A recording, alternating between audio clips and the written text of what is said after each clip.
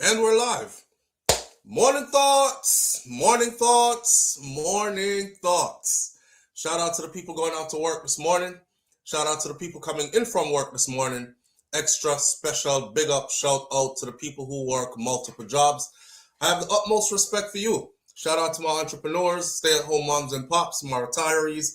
Shout out to the drivers. Shout out to the Uber driver, Lyft driver, truck driver, taxi driver, food delivery drivers, round town and long distance truck drivers. Shout out to the crossing guards and the school teachers, law enforcement personnel, medical field personnel, military personnel. Whatever your job description is, shout out to you. Shout out to every single clean-hearted, good-hearted person who wants good for others as much as you want good for yourself. You're a good person. Shout out to you. Here we are on this beautiful Monday morning. Today is the 29th of December 2025, and of course, we're happy to be here. We're almost at the end of the year. We are just, 30 days of September, April, June, and November. So we have 31 days in this month, December, right? 29th, we have tomorrow, which is Tuesday, 30th, God spare life. Wednesday, 31st. So Thursday is New Year's Day. And if you make it till Thursday, then you've made it through another year.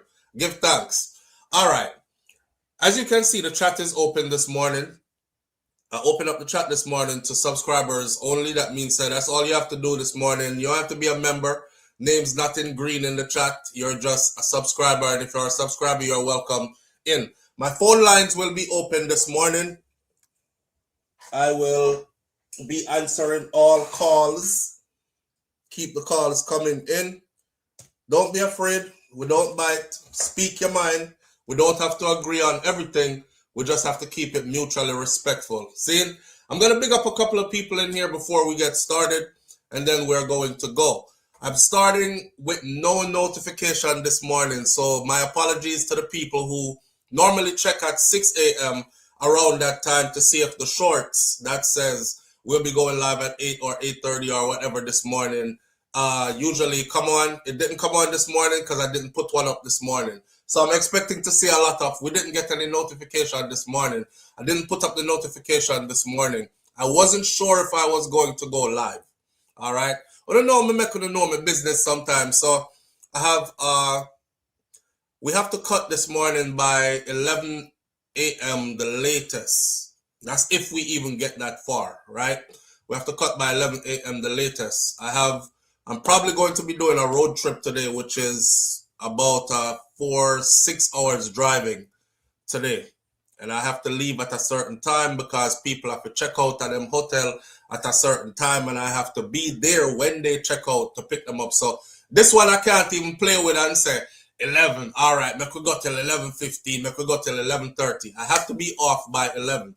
So if I cut at 10:45 or something like that, just understand that that's what's going on. Work with the program, and I appreciate you being here. I'll make it up to you on another day, of course, when we go extended. Rico Die Home 1008 is in the building with us this morning. Thank you for being here, and thank you for being the first one in.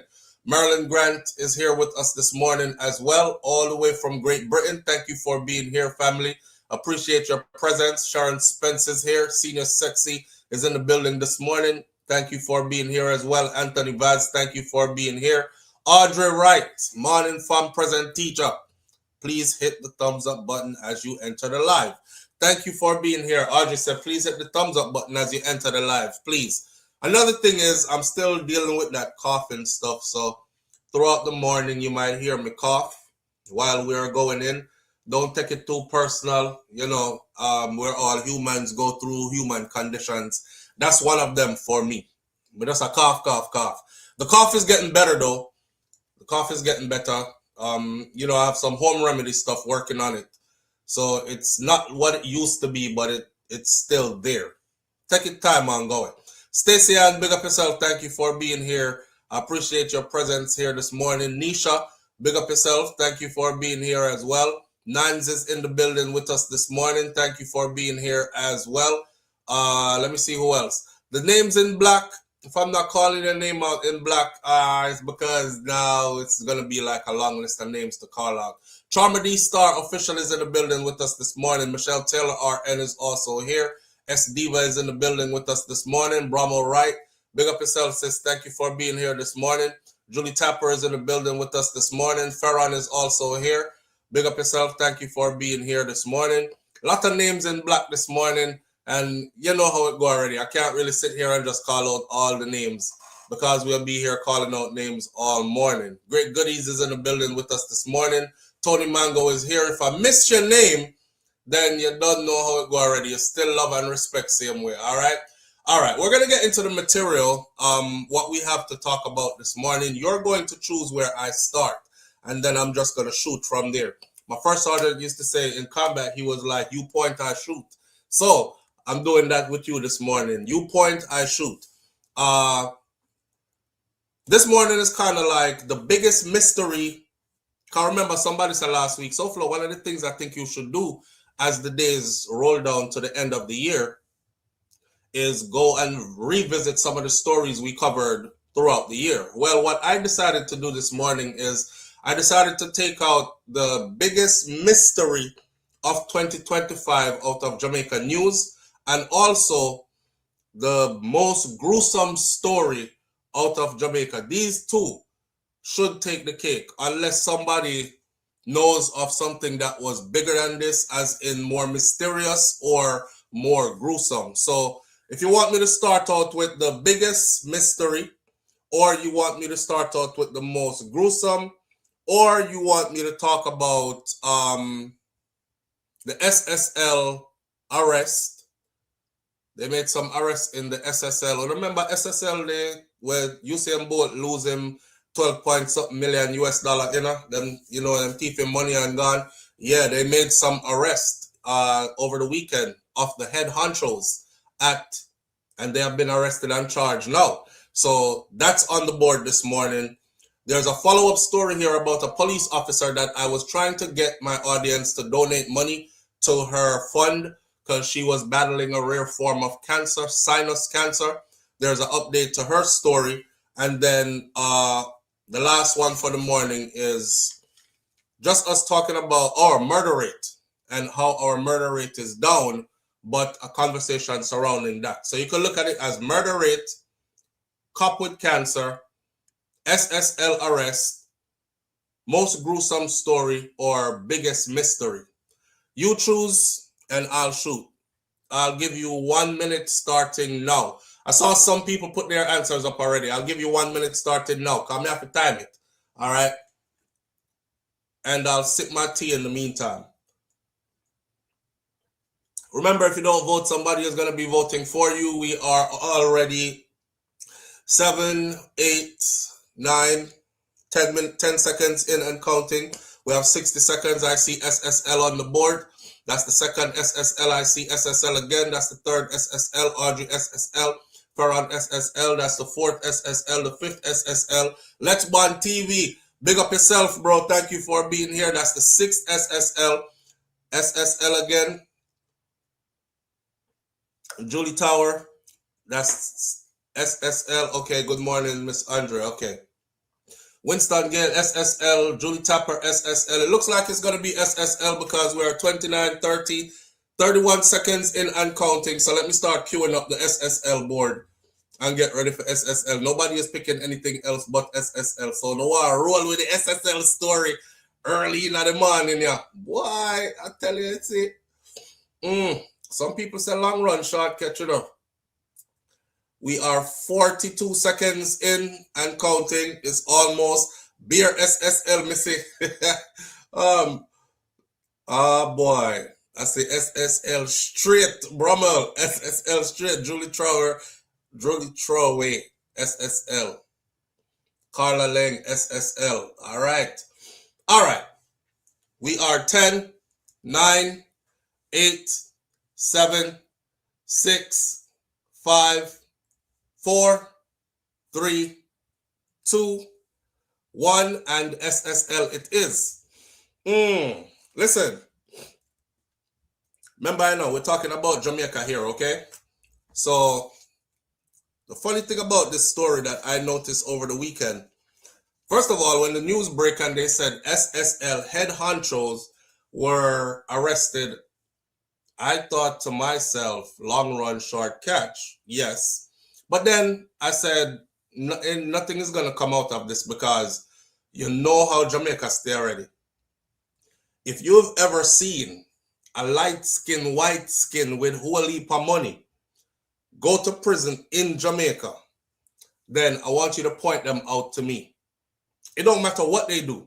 I've seen them come get caught at the airport with X amount of cocaine heading back into the UK, but they're arrested and released on bail almost immediately, so they could go chill out with them peoples and wait till their case is called up. By the time the case is called up, they're released. They pay a bail and they're allowed to fly out of the country and leave.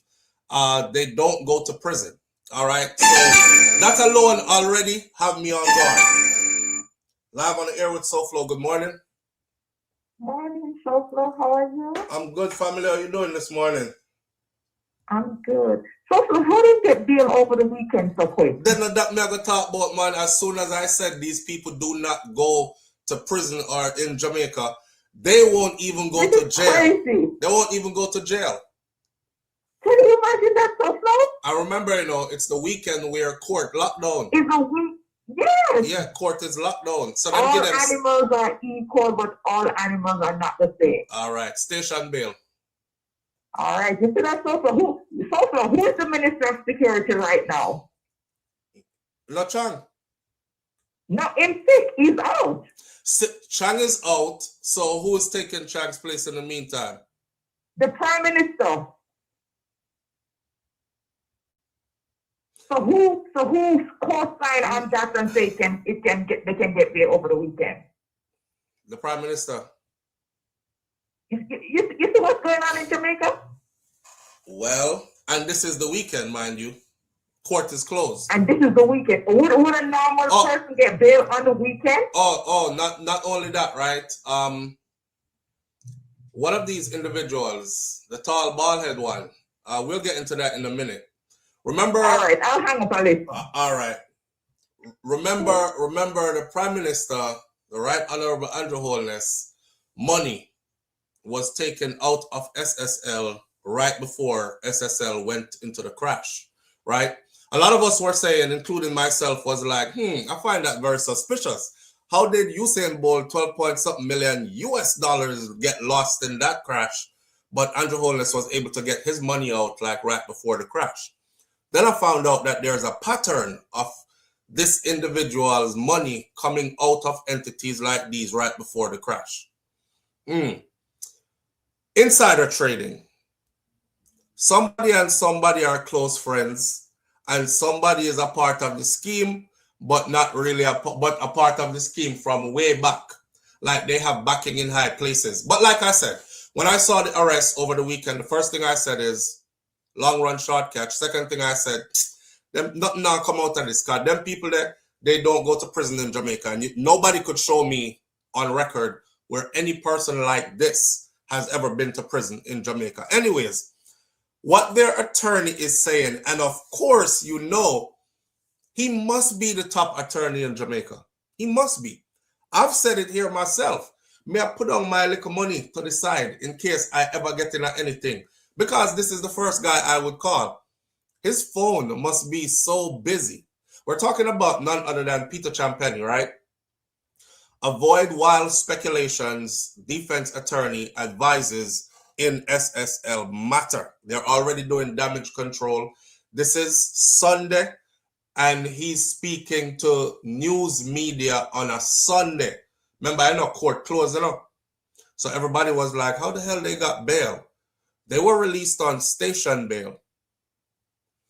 Top flight defense attorney Peter Champenny is urging the public to please refrain from speculations and to allow due process through the courts after multiple criminal charges were laid against his client, Hugh Crockery, and two other former executives of the collapsed investment firm Stocks and Security Limited, or SSL, over the weekend. This is one thing I always tell anybody involved. I said it when Miss Jamaica, Miss Universe, fall off the stage, and our family asks the same thing. Please refrain from the unnecessary speculations and stuff. You can't stop the crowd from speculating. That is the most natural thing that people are going to do. Matter of fact, when people start talking about please refrain from speculation, I take it in another way. I take it as please stop thinking. Just wait for what we tell you, and what we tell you is what you should go with. So you're no longer allowed to think. And you know what I'm saying?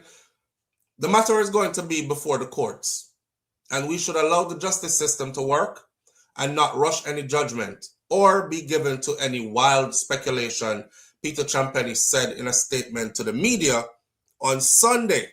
Imagine big Sunday, Peter Champenny, top flight attorney, has to jump out of his bed. That must be an exciting life that he lives. Because every time him phone ringing up, I could just imagine him just thinking of how much more charge them people I know. Peter Champenny appeal came ahead of a Financial Investigation Division, or FID.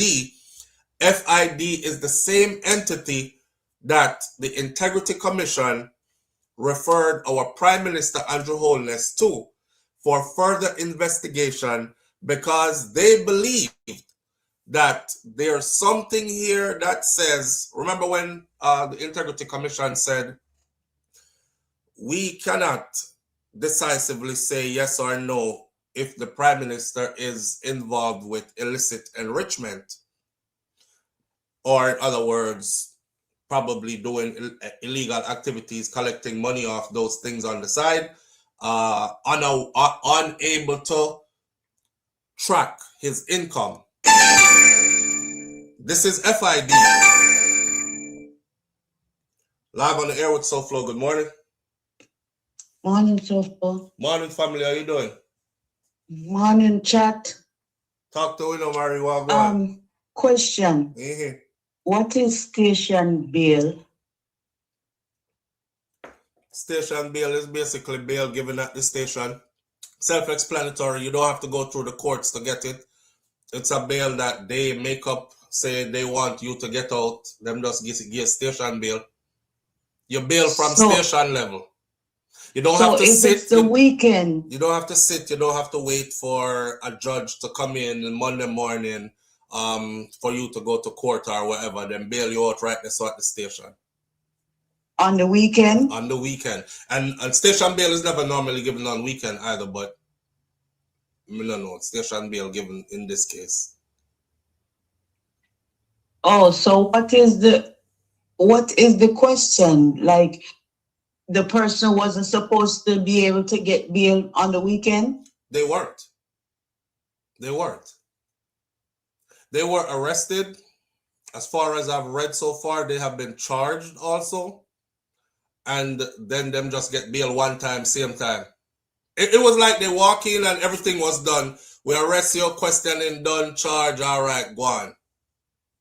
That's not how it works. So if they can do that, then I guess anybody else can do that then? No, anybody else can't do that. This is reserved for a certain set of people. Why? Because I thought the law was across the board for everybody. Not Jamaica. You know that. Not when you are rubbing elbows with the upper echelon of Jamaica society. Not when you have their secrets in your back pocket. Nobody can touch you. Remember, wow. You know, we are talking about SSL where Andrew Holness draw out him money right before it collapsed, you know. Yeah, remember the whole story. Yeah. So what happened to that one lady that they lock up? Panton. Jean Panton. Yes. She is supposed to be the fall person. But apparently investigations were still going on to get to the bottom of other things concerning that SSL entity, and they're now caught in a web. Because remember, I said that Jean is no possible way that she could have moved so much money from so many different accounts. Exactly. Yeah, because she needs higher up. She needs about 2 levels higher up or 3 levels higher up to sign off and say, yes, this is okay, move this money here, move this money there. Somebody was seeing it other than her. Somebody was approving it. Yeah, but she's the one that was designated to take the fall. So where is she now? She's still locked up. she tried the wheelchair thing and it didn't work for her. Like Messi Masada tried to do up herself something in a court and it worked for her. But she tried the wheelchair thing and it never worked for her. Them say wheel are in there anyways. Wow. Right. You know, I'll go back in the chat. All right, my friend. Later. All right, so we have Murray's Message 411 TV along with us this morning for the ride. That's Murray's Message 411 TV on YouTube. You can go check out her content when you get some time as well. If you see her in here in the chat, just click her name, get to her channel, and hit the subscribe button. Keep it in the family, right? Yeah. So let me go through this for you first. Then we can have a discussion. So Peter Champagny appeal came ahead of a Financial Investigation Division, or FID. I was saying before the call came in that FID is who the Prime Minister was referred to for further investigation on suspicion of enrichment, in suspicion of him being involved in activities that he don't want to answer to and can't tell them where he got this money from that's sitting in how many accounts, right? What Prime Minister Andrew Holness did over at FID was it was perfect timing because the head of FID at the time was coming down to the end of their tenure. So he appointed his brethren to go be you see how this is? I'm going to send you to FID. And he's like, okay, send me now. Call my brethren over there. And me put him in position over there. Kind of like what's going on here in the US now. You know, people are like, we're going to fight Donald Trump. And I tell them, you're going to fight him to where? Because they're going to send all the paperwork up the ladder to one of the persons who he appointed that's already sitting there ready to shoot it down, right? So that's kind of like how FID is in my eyes now. Anyways, apparently FID was doing some kind of investigation, update on the matter in which Inspector Brenton Williams, head of the Constabulary Financial Unit, said the complexity of this investigation into the alleged multi-billion-dollar fraud cannot be overstated. The alleged fraud was long-standing, and he said it was sophisticated. Somebody said to me yesterday on Instagram, SouFLo, this don't have nothing to do with Usain Bolt money. It's a next something this, and it's not going to turn out to nothing. Well, here's the information they've given us. The alleged fraud was long-standing and sophisticated. Probing this required comprehensive review of events dating back to SSL's inception in 2006. Hold on there. Let me have to read through this. I got to read through this. I can't keep breaking it up. The audience is not going to get it. Wait till I'm done reading through it, and then I'll take all the phone calls. So, he said that probing this required a comprehensive review of events dating back to SSL's inception in 2006, including careful analysis of investor activity and how the funds moved across that entire period. Work of this nature takes time, and it must be done diligently, Williams said. We understand the public's expectation for swift results and what delays can be viewed negatively. However, the Jamaica Constabulary Force, the FID, and our law enforcement partners, including MOCA, which is the major organized crime and anti-corruption agency, have the capacity and the expertise to conduct these investigations thoroughly and bring matters forward in keeping with the rule of law. On Sunday, FID revealed that SSL founder and former director Croskery, as well as Sarah Meany, and former SSL executive officer Zachary Harding. Sarah Meany is his daughter. I noticed a couple of things, I noticed how sometimes in some of the news media entities in Jamaica, they don't even put her picture in it. Some of them had her picture. I had to go search for this morning. but some of them don't even put the picture up. You can tell when people are doing favors for people, you know. Now go run the story because everybody else is running the story. It's a hot story, but I'm not going to put your pictures up on front page. So we have to go find the news media entity that has their picture and that tells a true story of who they are in relation to each other. Shame on Una for that. Because everybody should know that that's his daughter, and daddy and daughter is involved in this. And the former SSL Chief Executive Officer, Zachary Harding. They were each charged, not just arrested. They were each charged with fraudulently inducing persons to invest money under Section 28 of the Larceny Act, failure to register a company carrying on business in Jamaica under Section 363 of the Companies Act, and carrying on a securities business without a dealer's license, Section 7 of the Securities Act. Those are 3 charges, plus failure to apply to the Financial Services Commission to be registered for securities issued under Section 26 of the Securities Act, and breaches of Section 22A of the Banking Services Act. That's 5 charges. 5 charges. The FID said that Crockery and Meany had been taken into custody on Saturday. This is father and daughter.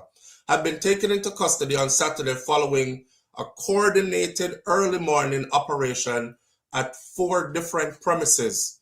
3 of these are in St. Andrew and 1 is in St. James by multiple law enforcement agencies in a coordinated effort. Crockery, the FID said, was located at Wickham Avenue address where electronic devices and several documents were seized. The agency also said that SSL-related documents and multiple electronic devices were seized at Meany's residence at Kempshot in St. James. Later on, Harding reported to the FID and was questioned in the presence of his attorney. In addition to FID, law enforcers from the CFU, which is the Special Operations Unit of the Counterterrorism and Organized Crime Investigation Branch, or CTOC, and the St. James Police Division, they participated in the operation. They were supported by MOCA. A big something this, you know.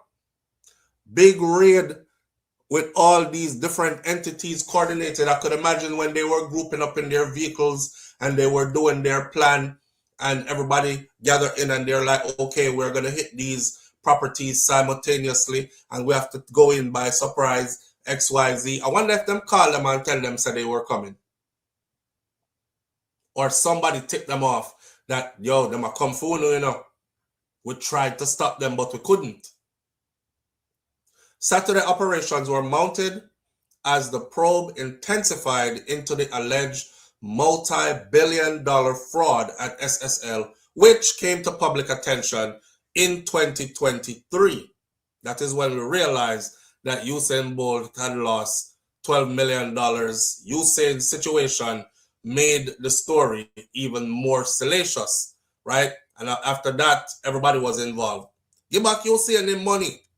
Approximately $4.7 billion was reportedly unaccounted for, and 200 accounts were impacted.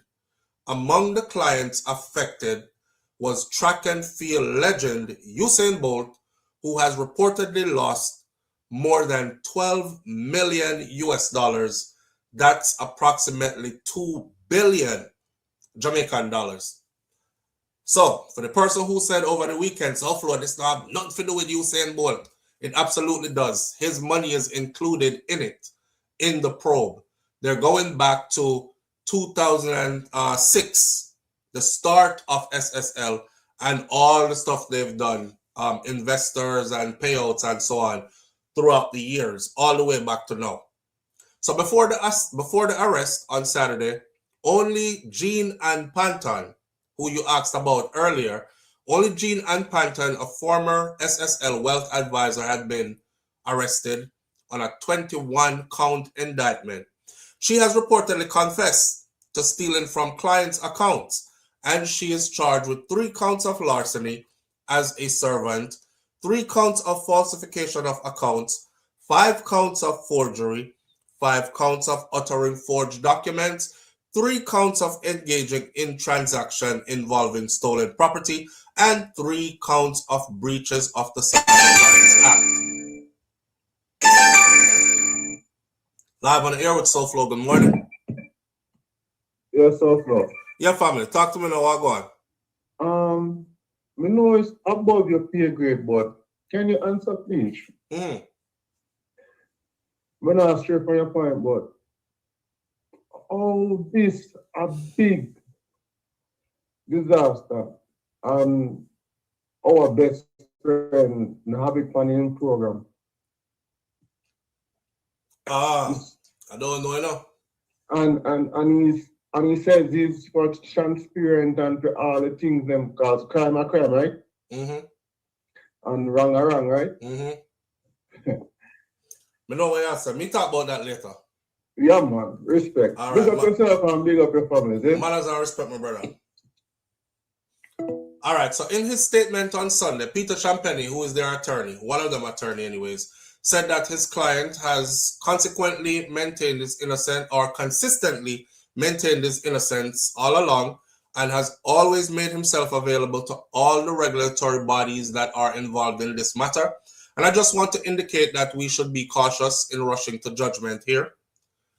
It is in its update on Sunday, the FID reported its principal director of investigation, Keith Darian, as saying that the operations reflect the agency's commitment to conducting thorough, evidence-led investigations that protect the integrity of Jamaica's financial system. Live on the air with SouFLo. Good morning. Hi, SouFLo. Good morning. Morning, family. How you doing? I'm all right. Yeah. SouFLo, I have to take my little time and talk because I decide them. I decide the rich people in uptown me take talk. Hear me now, SouFLo. Hear me now. SouFLo, did you listen to Andrew Stevens last night? No, you know, but me see Andrea knock. I was scrolling Instagram before me go bed. Me see him knock tambourine and one bag of wood. So SouFLo, listen to me. This one ya big America involved in that one ya.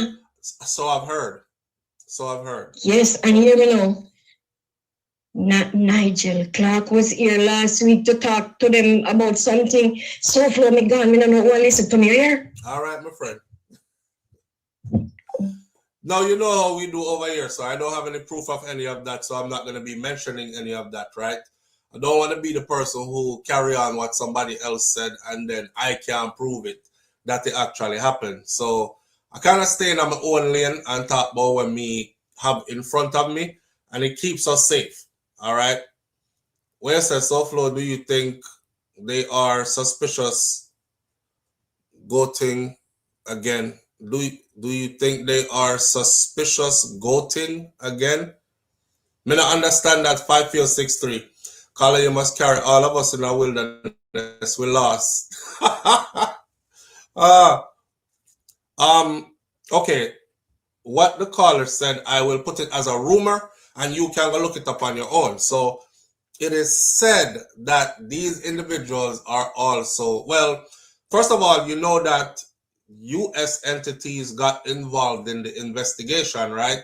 When Usain lost his money, after a while, they had brought in the 3-letter word people them from overseas, the F with, and them have one B in them name, and them name end with one I. Them people there, yes, they were brought in. So when they were brought in, everybody was like, I bet to them get to the bottom of it now, car. Them people then play around and all these things. That's the extent of which I know that the US was involved. Now, being that those people are involved, I was expecting a thorough investigation. Obviously, they did not let up. Obviously, the investigation has been going on, even while we thought, sure, nothing will come out of this. This will take too long. Cause it's been a while, right? It's been a while. Now here are their findings, which is leading to arrests and charge. Right. There's rumors out there that these individuals are wanted to face charges in the US as well. So them do this year, right here, so in Jamaica, to tie up the process. So they'll be caught in legal issues in Jamaica and delay the process of being extradited to the US to face charges. I have no proof of that. I don't know where that came from.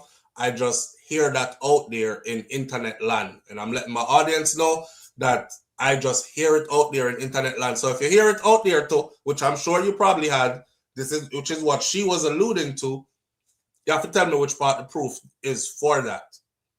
Their attorney Peter Champagne is saying, please refrain from making any wild speculations at this minute and allow the process to take its course.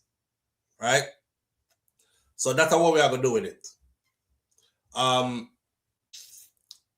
We all know that when the three-letter people are involved in anything, I'm afraid to even call them name, because they're like the boogeyman, or Candyman. You lock yourself in a bathroom and call Candyman name 3 times and Candyman appear. Yes, I'm afraid to call them people a name, honestly. Because I don't want them on the my case for no reason. But they are a powerful entity, as we all know, and they are like the arms of the US law, and they pretty much extend all around the globe. So any which part them touch down or any case them get involved in, it might take time to get to what they need to get to, but they normally get there. Now here's my thing. People like these do not go to prison in Jamaica. So it'll be interesting to know how this is going to work out.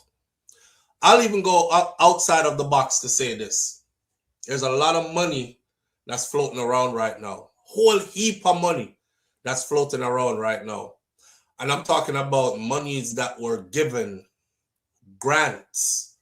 Grants are monies you don't have to pay back. You're talking about gifts, like people donations. Lots of money, hundreds of millions of dollars floating around right now. Talking in US dollars.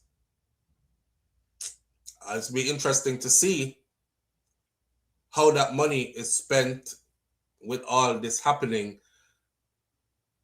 Long story short, some of the money here could have end up pay off some people, and then other people don't get to the full brunt of the law like they should. You know what I mean?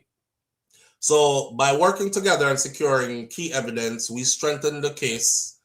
The casework needed to advance accountability and safeguard the public interest is what he said. This is the principal director of investigation, Keith Darian, at FID. The release also reported acting senior superintendent of police Victor Barrett, deputy director of CTOC, as saying, he said, complex financial investigations demand disciplined teamwork, operational precision, and careful coordination across multiple units. So please don't rush the process.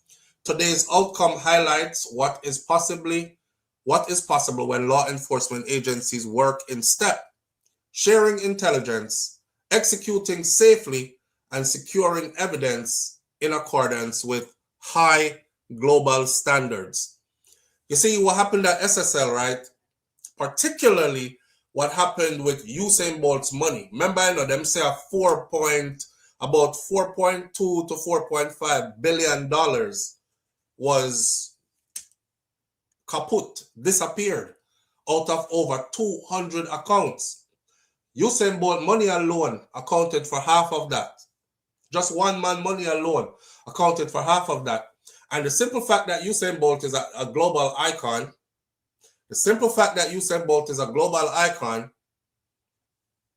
it made Jamaica look bad.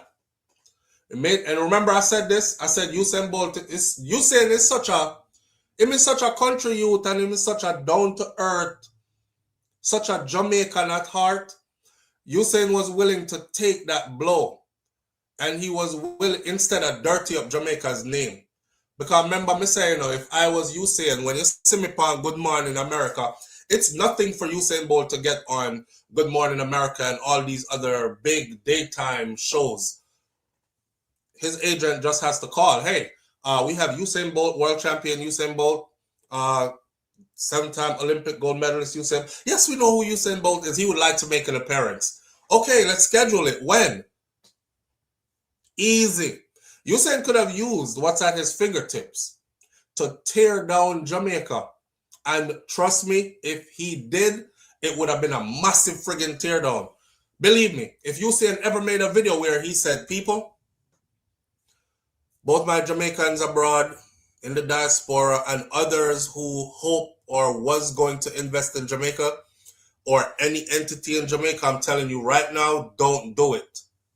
That's all it would have took. And you would have seen financial collapse. Because who have money in there already would have drawn it out. And who was thinking of putting money in there would go look for someplace else to put their money. And Bolt knows that though. He knows that. That's why even though we beat him and we're like, man, it's like you pay for the position with them gear. Because he always wanted to be among those. Now he can say, instead of when he goes to these, I looked up his job position, what it entails. It entails a lot of traveling. It entails a lot of meeting with the who's of who's across the world. It's kind of like, no, you can't say you're a dignitary. Or no, you can say you are off the upper echelon for real. You're not just the guy who come from country who run really fast and then get a couple medals in the Olympics. And that's your all, right? And I felt like Usain paid for that position. Or they gave him that position to soothe him. And at the same time, to say, while you're in this position, you can use this to make back your money with them teeth fry you, etc. Because the salary, right? And incentives that come along with it. So now he's telling people the best way that you can help us in Jamaica, don't cancel your trip, especially after this hurricane. Come and visit us. He's not saying don't come, don't invest. He could have said that, but he's not that type of person. He's not that type of person. So all along, we still have to big up Usain, because Usain hold it with humility. You know what I'm saying? Whether it's because he wanted to be a part of the upper echelon or not, he held that with humility, because the average one of us would have been like, you thief my money, you thief my blood clot money, Good Morning America in the morning. You thief my money, BBC front page in the morning. You thief my money, I'm traveling the globe, telling everybody don't invest in Jamaica. He knows what powers he holds. You understand? So again, for the person who says, SouFLoTV, this has nothing to do with Usain money.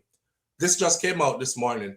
It absolutely has to do with his money. His money is half of what the whole purse was that went missing from SSL. And the nerve of them to think that $4.something billion would move out of over 200 people's person's account.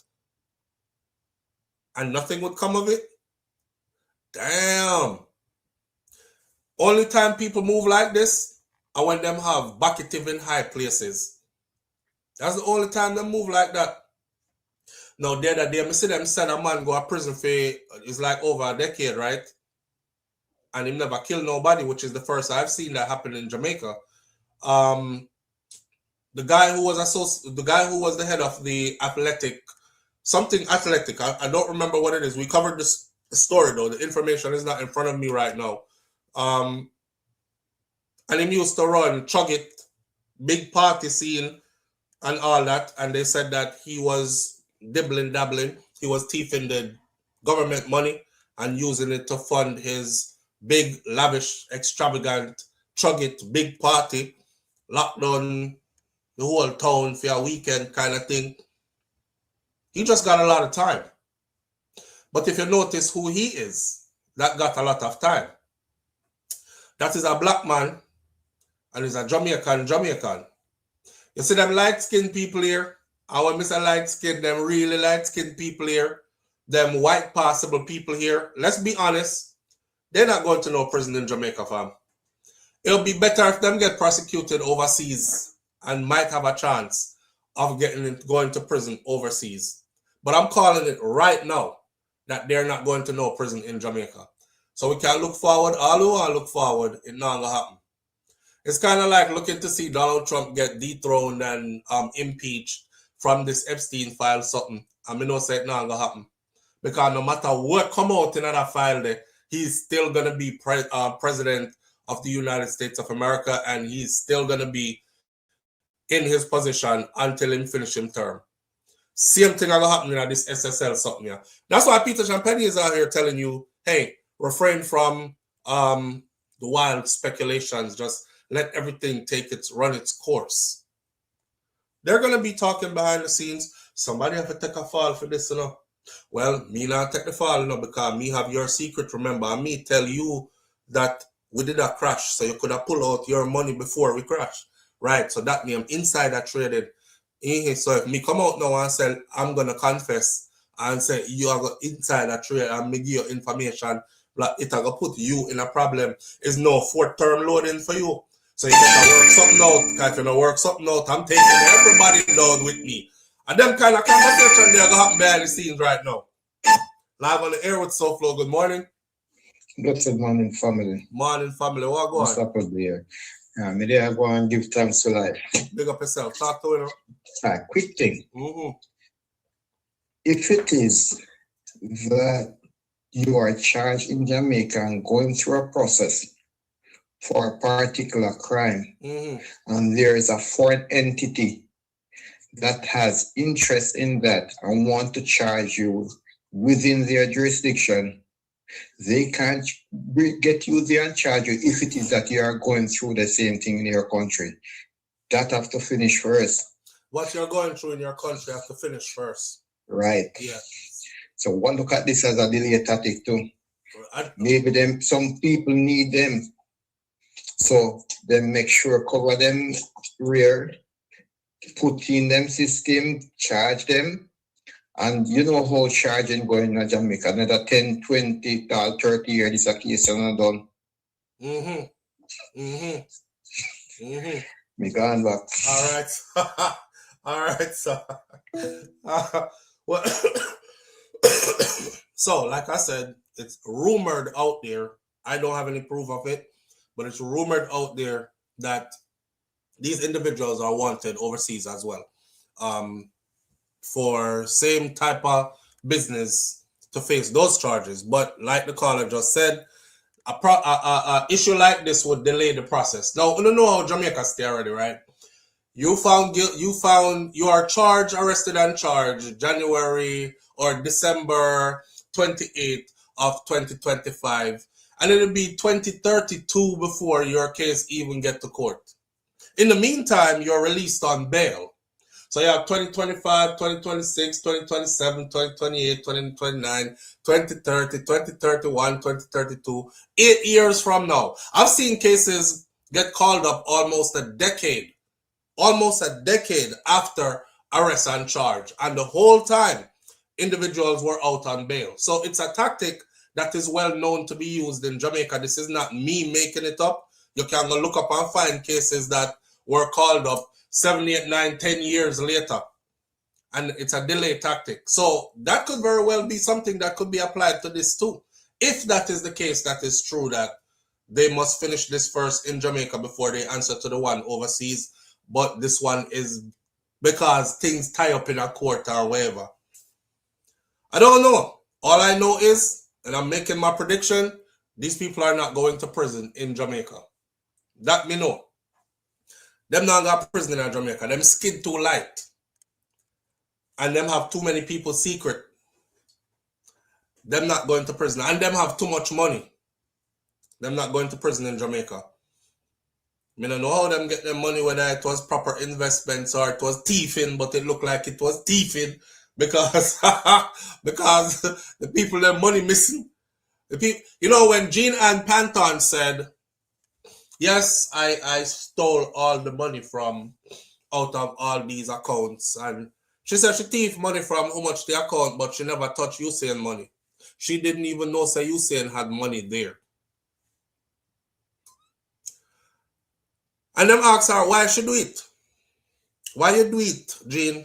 Why you do it? Jean said she was going through some hard times, you know, and this family member was suffering from this and that family member was suffering from that, and then COVID hit and, you know, our wages dropped, couldn't maintain our lifestyle and all the people who depended on her. So she figured she would just take a little out of here, and she was taking a little out of there, and then she would take from this one to put it back in that one when that was due, and take back from this one to put in that one when it was due. And eventually, she had taken from so many and forgot to put them back. Live on the air with SouFLo. Good morning. Yes, me again, SouFLo. Yeah, family. But now try to go off of the subject. Yeah. But you said something about how them drag out the case for years for certain people. Yes. And how them don't go to jail. Mm-hmm. And my mind go back to that politician where them did find him wife dead in the house and him remodel the whole house. Mm-hmm. What happened to him? Case is being dragged. Okay. I'm sure it's something, right? How long ago was this now? You forgot. I forgot his name. It's been what, 2 years now? It's been 2 years. Yeah. Wow. It's been 2 years, but it's gonna drag longer.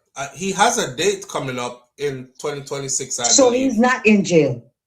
No, he is in jail. He couldn't get bail. He has applied for bail on multiple occasions and they've denied his bail. His name, his name can't come out of my mouth right now, but I've been checking, and it's good that you brought that up. So I wonder what's different about him than the other ones. Well, you see, like I said before, in his case, I knew he wasn't going to be able to secure bail. When them catch them that good, then they have to sit them down for a minute. However, it's just like the youth where kidnap the girl up a Yui, lock her up in the hotel room, kidnap her and burn her up. Burn her up with the hot iron, between her leg or something. You know, she said him gone to prison too. The little red youth. Him gone to prison, right? And a lot of us were like, well, his dad, I did a research on who his dad was, and it's a prominent businessman in Jamaica. I figured his money would have spoken for his son, and his money did speak for his son because he didn't get that long of a sentence. However, them couldn't not give him no prison time because of how documented his crime was. Same thing for that politician. Just impersonal. And what happened to the other politician where the girl come from foreign and go kill the baby and the mother? That I got dragged forever. Not only that, my friend. Paula Llewellyn told us that we can expect for there to be silence in this case. In other words, they won't be giving any more information to the public as to what deals are being made behind the scenes. She came out and said this. There won't be any more information being released to the public as to what deals are made behind the scenes pertaining to this case, who gets what, and all this other stuff. So them not telling nothing more about her no more. She was found to be having a relation with one of the officers who was guarding her, and they moved her to another facility, and that's all we know. And then that was the last time we heard anything from her as well. Yeah. They expedite who they want to expedite. Let me show you a case where expedite fast. The Klansman Wandan gang case is the fastest I ever see a big case like that get to court. Yeah. Multiple persons tried, convicted. And the father and son. Quick fast. Remember the father and son case? Which one? You talk about the one where the father killed his wife and the son killed his wife. Beachy? Yes, the father and son case. Beachy son happened up here, in the US, Me understand, but there was two cases, one upon the father and one upon the son, right? Well, the father have two cases upon him in Jamaica. He was convicted. That's true. He was convicted of one already, and it took So may I forever say, to how get fast for them case go through? No man, Beachy case took long. We did a wonder what go happen because him now go to prison. You know, that's what we were talking because it took years.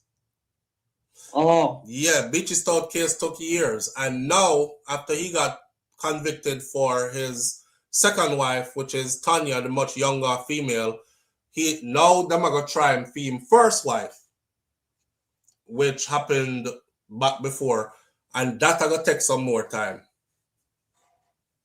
Yeah, but they dragged it. Understand the Jamaican justice system. It's like it only works for certain people. Yeah, man. If them want you convicted and tried and convicted, quick fast. If they stall your case out, if you have a lot of money, mm-hmm. then it seems like things go better for you. I'll give you an example. Look at the Donnelly Donaldson case. Yes, why is that dragging on so much with so much evidence? There you go. And it is evident that Noel had help from within the ranks. That means that police officers helped him. Because so them just are gonna keep him in there till we forget about it, or them think we are gonna forget about it.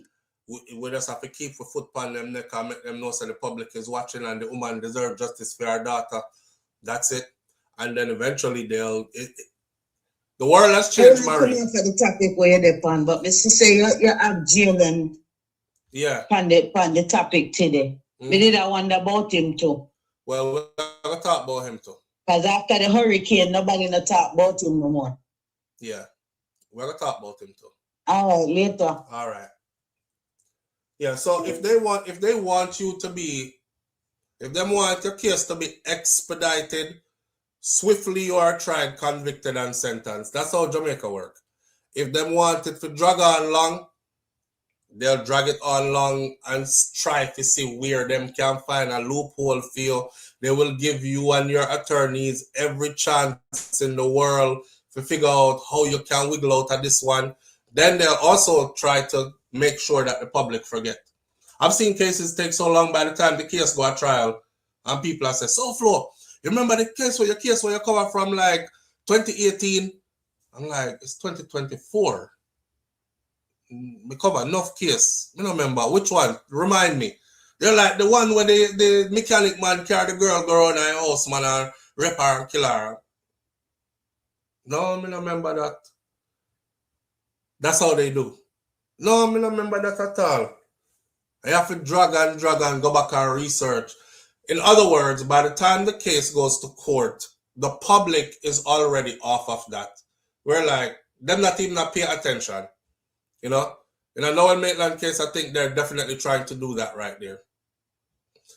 The person who they just sent to prison for a lengthy period of time for thieving money from the Athletic Association is a black man. He's a black man. Him not look biracial, him not look like him have like an Indian in his family. He's a black man, upright black man. So, and them people that me see get time in Jamaica. I have never seen Caucasian looking, biracial looking, really light skin looking kind of person. It's like them say, them people that too pretty for prison here, man. You know how them stay already, right? With their colonial thought process. Them light skin, so them skin soft. Oh my God, they are used to opulence. We can't put them in those conditions. Them have rat and roach and them something there, them we dead. Them can't go shit in a bucket. They have toilets with bidet or boudoir. But always sitting there where they use wash out them body again. They look out for them. They look out for them. Plus when you're carrying secrets for those up the ladder, you're pretty much good. You're pretty much good. It's a case of, listen, me not go to prison, you know. Because me I tell you right now, so if them want to send me to prison, me I bring you down with me too. Me I tell everything for everybody. That's going to be what happened in this case right here. It was black with no links. Black with no links, fam. That will do it to you. A lot of people in Jamaica think too that it has to do with skin color. I'm just saying skin color because that is a part of it sometimes. I want you to understand though that in Jamaica most of the times it don't really have to do with skin color. It more have to do with links. Cause you have some Jamaican where them have money, but them don't have so much money, you know. There are others who have way more money than them, but them have links.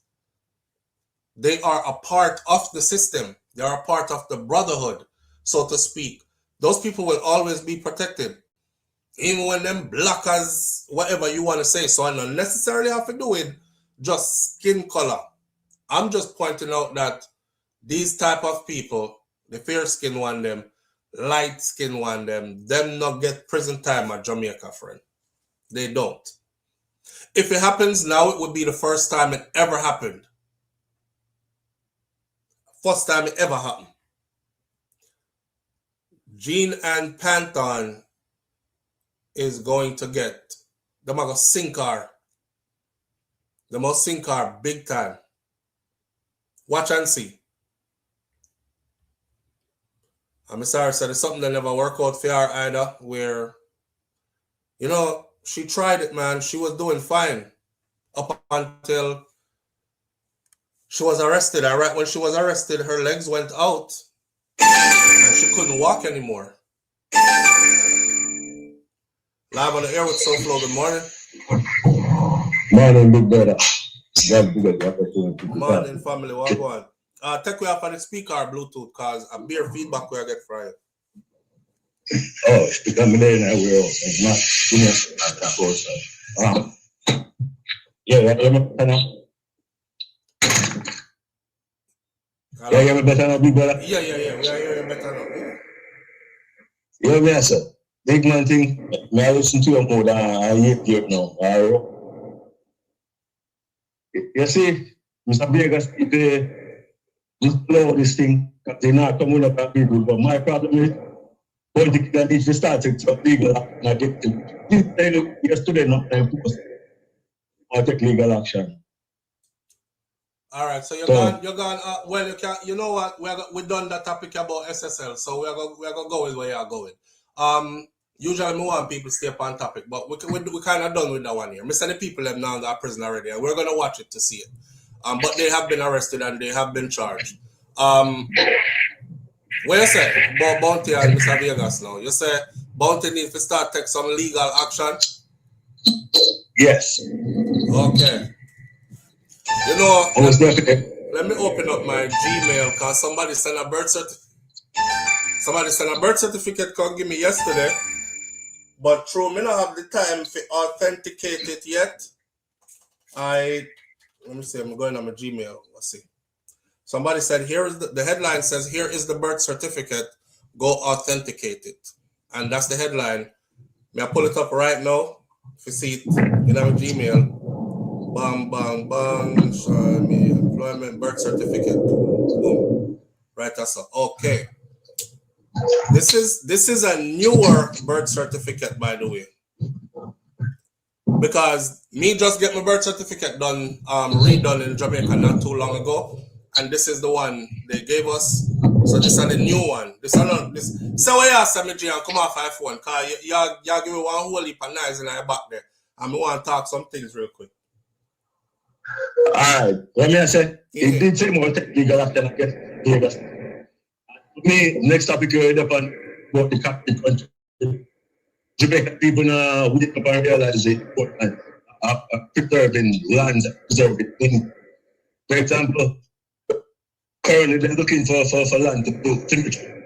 Which to me, Jamaica have to do all of that land to build cemeteries. We have to look into who optional about creed, about the project.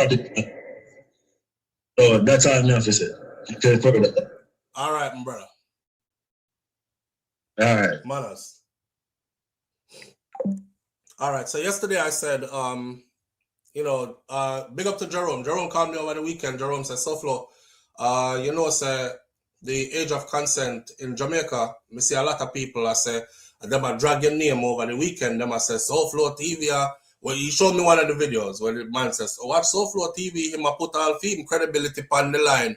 Now, remember, I could put my face on the screen when I say this. I've always told my audience, I'm one person, I don't know everything. And if I ever cite a source and the source is not reliable, I have no problem in coming back and correcting the information. That is what credible is.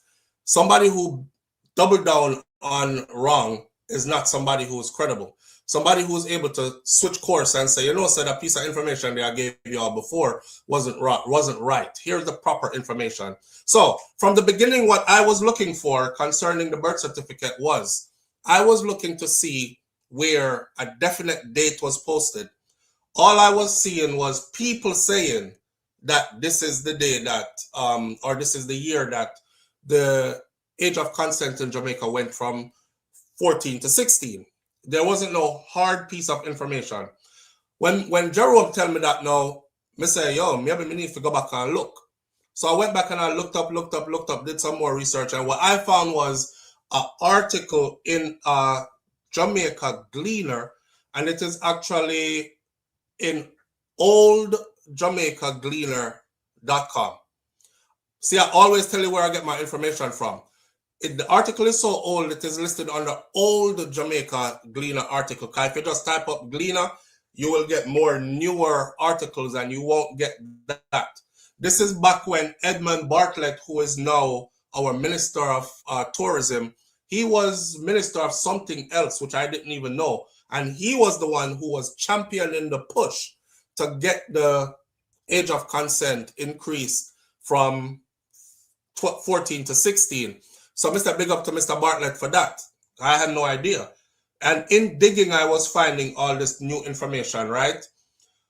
The proper answer was yes. December 13th of 1988, the exact day, was when the age of consent in Jamaica moved from 14 to 16.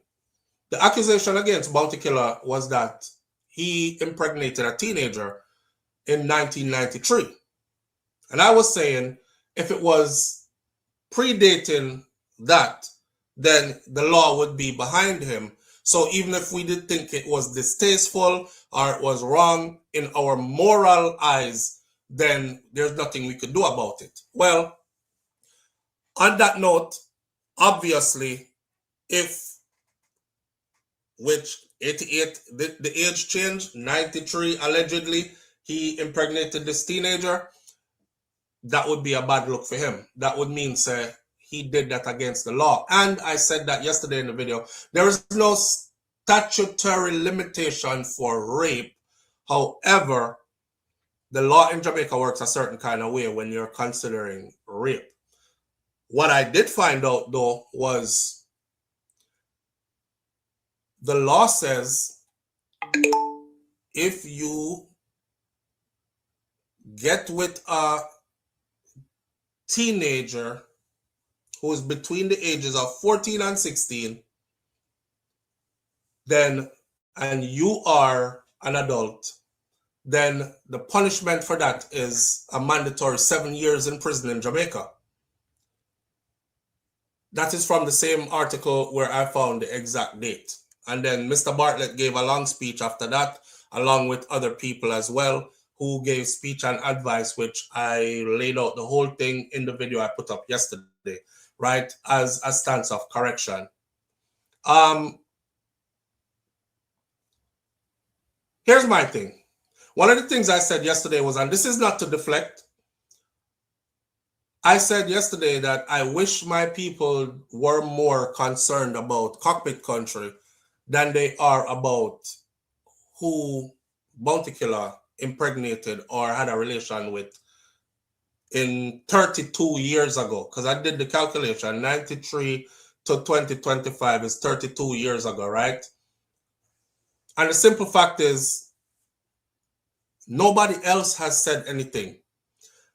And like I said in the video yesterday, this child would have had a mother, father, uncle, brother, sister, cousin, auntie, friends, anybody, and nobody else has ever mentioned this except for Mr. Vegas. So how is it that if this is true, that Bounty Killer was able to get all these people to stay quiet? People are saying, SouFLo, Bounty need to come answer this now. I saw where Bounty Killer answered this over the weekend.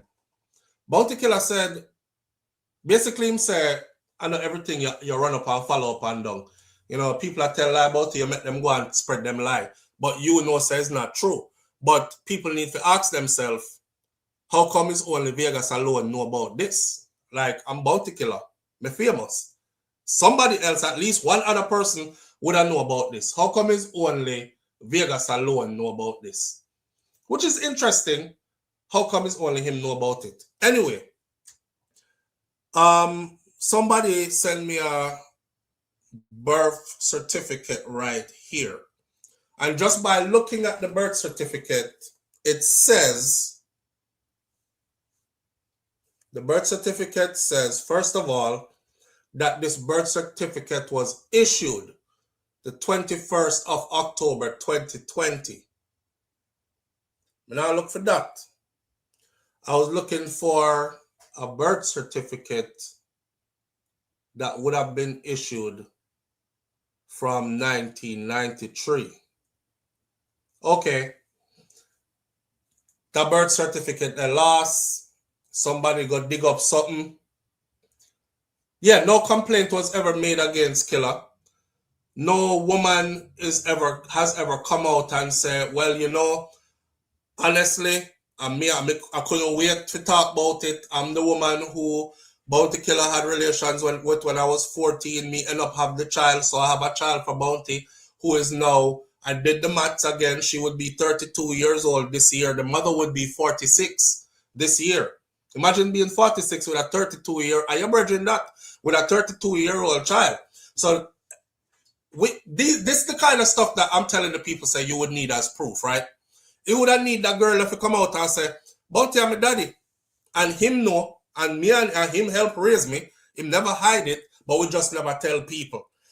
The woman would come out and say something along the lines of, I was young, we did get involved with him. You know, everybody did caught up in him hype. He was famous. Him did young too. You know, I know they say it's wrong, but it's not like him hold me down and rape me. Or they'll come out and say, listen, I hold me down and take it. And because him did famous, me couldn't say nothing about it. So now I'm able to talk. I'm saying this. Whatever the case may be, this is the authentication that I'm looking for to say that this is real. In the meantime, Bounty is saying, ask on yourself, if me so famous, how come only one person know about this? And the one person is Vegas. Nobody else don't know about this. Nobody else has ever mentioned this except for him one. Right? Now, I'm looking at this birth certificate that they sent me. And like I said, see my birth certificate right up there, so me just go get it redone at Jamaica not too long ago. Because I couldn't find my old one. You know, the one where your granny put under her mattress? I had that one up until recently. And it's somewhere around here, but I needed it for business and couldn't find it, so I had to go through the channels of getting one. And it looks just like this one. This is why I'm saying this is a new birth certificate. This isn't the old one, so I make my audience know that first. The birth certificate that they're sending around is a birth certificate that was made in 2020. That alone right there so already put me off because it's not authentic, it's a copy. Remember, I know, you can easily use programs today to formulate a document, claims that the document is real, and pass it around in public, don't it? So, it says the birth in the district of Kingston, place of birth, Victoria Jubilee Hospital, parish, Kingston, date of birth, 18th of December, 1993. Physician or registered midwife in attendance, Nurse C. Codner. So Nurse C. Codner would also know about this. Then it says, Rodney Basil Price, name, surname, age 21 years old, occupation, entertainer. The mother, it said, her residence was 1460 Seaview Garden Phase 2, Hagley Park, and the name of the mother is scratched out on the birth certificate so we can't see it. And it says the age at the time of birth, she was 15 years old. That's why I'm such him get a 14-year-old pregnant. So I guess she was 14 and had baby at 15, if this is true. Somebody said yesterday, that means a 13-year-old inbreed and the baby born when the baby are 14. And I said to the person yesterday, so are you telling me then by your logic that it's impossible for a female to get pregnant and have a child within the same year of her age? Like if she are 21, it's not impossible for her to get pregnant while she's 21 and deliver baby while she's 21 before she reaches 22. It takes 9 months to carry a baby, right, to full term and deliver a baby, and it takes 12 months for us to change age. So not naturally. But you know, people are spinning, like people want them own narrative. They want them own narrative. They want her to be 13 and 14 when the baby was born, because the lower the age, obviously, is the more salacious the story, obviously. And blood clotting, that one breed, one 13-year-old, like 14 ain't no different. To me, a 13-year-old is a 14-year-old, is a 12-year-old. That's why I don't like the current age of consent, that's 16, because in my eyes, a 16-year-old is a 14-year-old to me. You know what I mean? Morally speaking, we don't need paperwork and law to tell us what is morally correct. I'll give you an example. Somebody said the other day, you must follow the law. And I said, the law is not always right? But you must follow the law. I said, all right, you follow the law, you're not going to prison, but the law still isn't always right. Perfect example here. Live on the air with SouFLo. Good morning. Blessed Monday morning to you, so. Morning, family. Yeah. The thing I'm listening to, I would like to hear from the person, the girl, the baby mother. That's what I'm saying.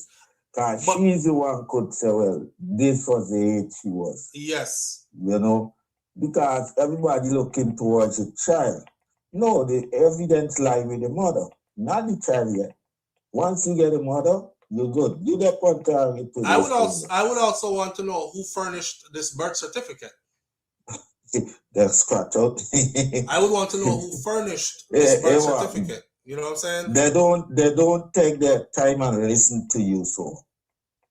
Look, brother, look, hold on there. Give me a second. The birth certificate was issued on October 21st of 2020 for a birth that took place in 1993. That means I can't just go get a birth certificate for you. You see what I'm saying? Right. So there are certain things you have to prove in order for you to get a birth certificate. You can't just go to Jamaica and say, I want a birth certificate for this person and get an authentic birth certificate. You have to prove certain things in order to get it. So who provide this birth certificate here? Because honestly, it looked very real, but then it could be a very real looking copy. Yeah, like you just said, all over the world, they have fraud.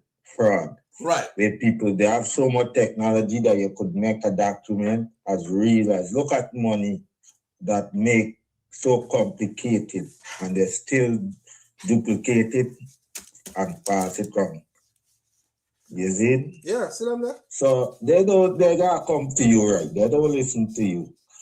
They just say what they want to hear and come sideways. But you don't know. They can't stop you. Yeah, I did listening. All right, bro. So the mother of this child would have been a person who would have to come forward, who would have to say, you know, something happened between me and Bounty back in 1993 or whatever. I didn't feel like reporting it back then because he was somebody famous. I was intimidated, or it's because you know me they really like him for true, and even though me know my daddy would have killed him, so me never say nothing, or whatever the case may be. But it's only her that could come give with a real rundown. I want to know who issued a birth certificate here. Not only that, like Bounty Killer said, how come nobody else don't know about this? Well, Nurse C. Codner, who is on this birth certificate, Nurse C. Codner, you would have been working at Victoria Jubilee Hospital in 1993, which is 32 years ago. So if you are still around, Nurse C. Codner, feel free to contact us. So you can, because her name is on the birth certificate too. So if she called me and she said, SouFLo is Nurse C. And yes, I was a nurse for how many years? I was at Kingston Jubilee Hospital. I'm surprised more people don't know about this, but I was the delivery nurse on the ward when Bounty Killer, little picnic girlfriend, had the baby. Then that will also be one of those where it is authenticated, right? It goes on to say, it gives a 1460 Seaview Garden Phase 2 address of the mother. Her name is blurred out. Nil. C. Russell. Live on the air with SouFLo. Good morning. Hey, morning, SouFLo. How you doing? My day and the family, what going? There, I think it's easy like cola. You like cool? Yeah. Nice. Don't you see, man? Pierce to know, I think. Nice. But yeah, man, say. Hey, talk to it. Yeah. Which other artists you ever says you're bound to promote on them page this much on this hard and never post in my big up on them thing there, apart from Massacre?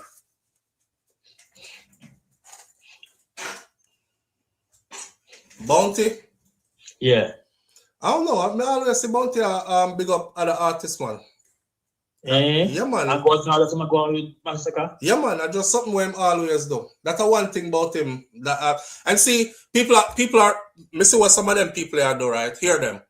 Me know what me or one person said. Me know what SouFLoTV him are doing. Sites them are work on that cause SouFLo is a Gaza man, and then SouFLo I represent for Bounty Killer because Bounty Killer is who brought Vibes Cartel into the music game. Hear them again. The next one say SouFLo is a PNP man and Mr. Vegas is a JLP man. So I fight politics, war, power, and different level and stuff. I'm none of those. I'm not defending Bounty Killer. If Bounty Killer did have actually in real life had a child with a 14, 15-year-old picnic, and the law at that time said that she needed to be 16 or above for age of consent, or you would do 7 years in prison, I would say that if this is true, Bounty got lucky and escaped him 7 years. But if them ball rape today, because there's no statute of limitation on that, he could very well face charges today just the same. The only thing that needs to be done now, my friend, is for this certificate to be authenticated. I don't have no dog in this fight.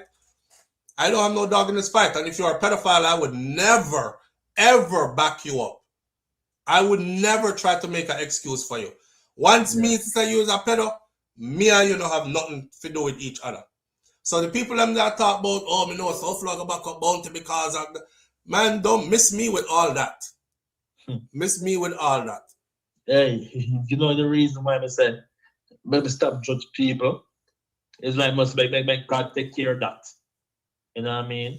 Because look from Bounty Killer now at 21-year-old. Remember we made a 21-year-old. Remember somebody hold on there, bro. Remember somebody did tell we say back in the day, them used to be able to put a man name on a birth certificate without him being there, you know.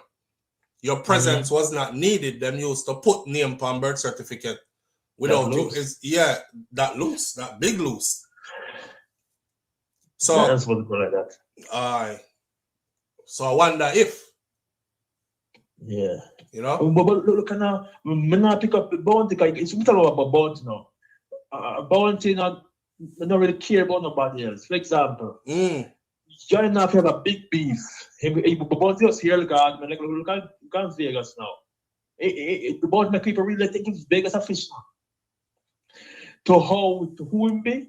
How him claim for moral, and when you come out and say about that fish and them thing, and then that I said, you know it make a kind of style for the man carry for truth. So it's a bounty, I'm not really sorry for bounty. There's some people throw things at him. Because it's like if you live by the gun, you die by the gun, right? So if you did I talk about the people feel that they look bad. I say Vegas want because someone talk about the feel bad, they just do it. You know what I mean? But also I say, remember when I did 21-year-old. 21-year-old is like you're 17, 15, your brain is fully developed to make rational decisions, you know what I mean? So for me, not about the law now. I mean, I say wrong or right. But I'm not judge people. And me, a 21-year-old, I never really know the law like that. So in the world I live, you know what I mean? I'm still see myself back then as a young person. So suppose back then when I meet a girl, I'm not responsible about the girl age because I don't want a young man who not really aware about the law, be careful of the law. And then one little thing happen. And Miss a good you, but when get caught up, a girl of 14, I said, John no star, the girl get breed. I tell me say, couple that 30 years ago, after people are coming to me and say, hey, you're a pedophile, lock you up for life to the 20. Me not believe in that. Me not believe in it, honestly. Because me feel like I said, huh? While you're there, I talk, honestly. Yeah. May I listen to you, but me more I make the audience listen to you, because what I was doing was I was reading further on the birth certificate, because the birth certificate still have other names on it. Oh. And we did look up the name them to see which one of bounty killers' children today carries this name. Yeah. See? I mean, the law, but the law is not as tuned as how people is imperfection. Well, listen, there's no going around this though. If I'm gonna say if if bounty killer impregnated a teenager in 1993 that was 14 years old, that delivered a baby when she was 15 years old, or she get pregnant when she was 15 and deliver the baby when she was 15, whichever way you take it, she was below the age of consent.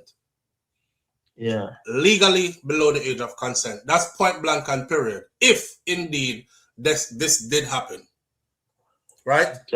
Yeah. Yeah, there's no going around it. There's no how me feel about it. There's no how you feel about it. It is what it is, and that is what it is. Because the law changed in 1988 to make it so that people had to be 16 and older in order to be considered legally able to consent. And anything before that is considered to be statutory rape. Yeah. Whether them want to say, never hold me down and take it or not, the law would see it as that. Yeah, the law. Right. Well, let me ask again. Right now, I think the law is still flawed. How if you make a 40-year man, you have a daughter and daughter goes turn 15 and a man go to high school, a big old 40-year man, the man goes talk to the girl, a sex and get daughter, breed the daughter, and the last see okay. Well, that's the case right now. That's why I'm telling you, say I don't like what Jamaica age of consent is today. Today is 16, you know. You know what the age of consent mean, brother? The age of consent means we are telling our 16-year-old boys and girls, you a big man, you can start family already. You a big woman, you can go take man. But when time she breed, everybody shame. You are tell her that she can't go take man, you know. But when she breed, everybody act like them shame. Oh my God, teenage pregnancy, this is awful. You breed at 16. But I only tell them so them can legally consent. What kind of signs disagree? Said a human being at 16 is still not mature enough to know what them are doing. Yet, brother, 16 is a baby. 16 is a baby. Just put it plain like that. We don't have to go no long. 16 is a baby. That's a child. I want to lick a picnic that. Oh, Chana, what on that success in England? What's the age of consent in England? The age of consent in England is 16. Here there. Yeah, but under British rule, right? But the age of consent in the United States of America too, in many states, is 16. It does not make no sense. And I mean, right. And even if Jamaican people fight against it, it don't make no sense. God, they don't respect it. Brother, me have son right now. We are 17. When me look by him, like a boy. In big in a body, cause I'm a 6'3". My 17-year-old is 6 feet 3 inches tall, 380 pounds. One big youth is an offensive lineman football. But that the youth them move like one like a picnic to me. Yeah, because look at the we people know my age, I have my reason. Because I don't look that old. I'm just not the 40s, in. But I look like me in the early 30s, in. And if there are reason can hear that you talk them off your while, I don't know. so the little you them when them a reason big enough. What a reason with them ear up easy and okay listen them talk. You can know say a picnic. Yes. You can know say a picnic. Some of them understand the law, umbrella. So you have to say the law not gonna protect me from big woman go to my school. Even them being double sex up my daughter and me angry. The law not back me up. No, the law is not backing you up, and that's what I've been telling my audience. Right now, if your daughter comes home and somebody tell you, say, Mr. George, me see Keisha down the road, and she there with the taxi man Bernard in M40, sir. And you go take you upon your head and confront Bernard.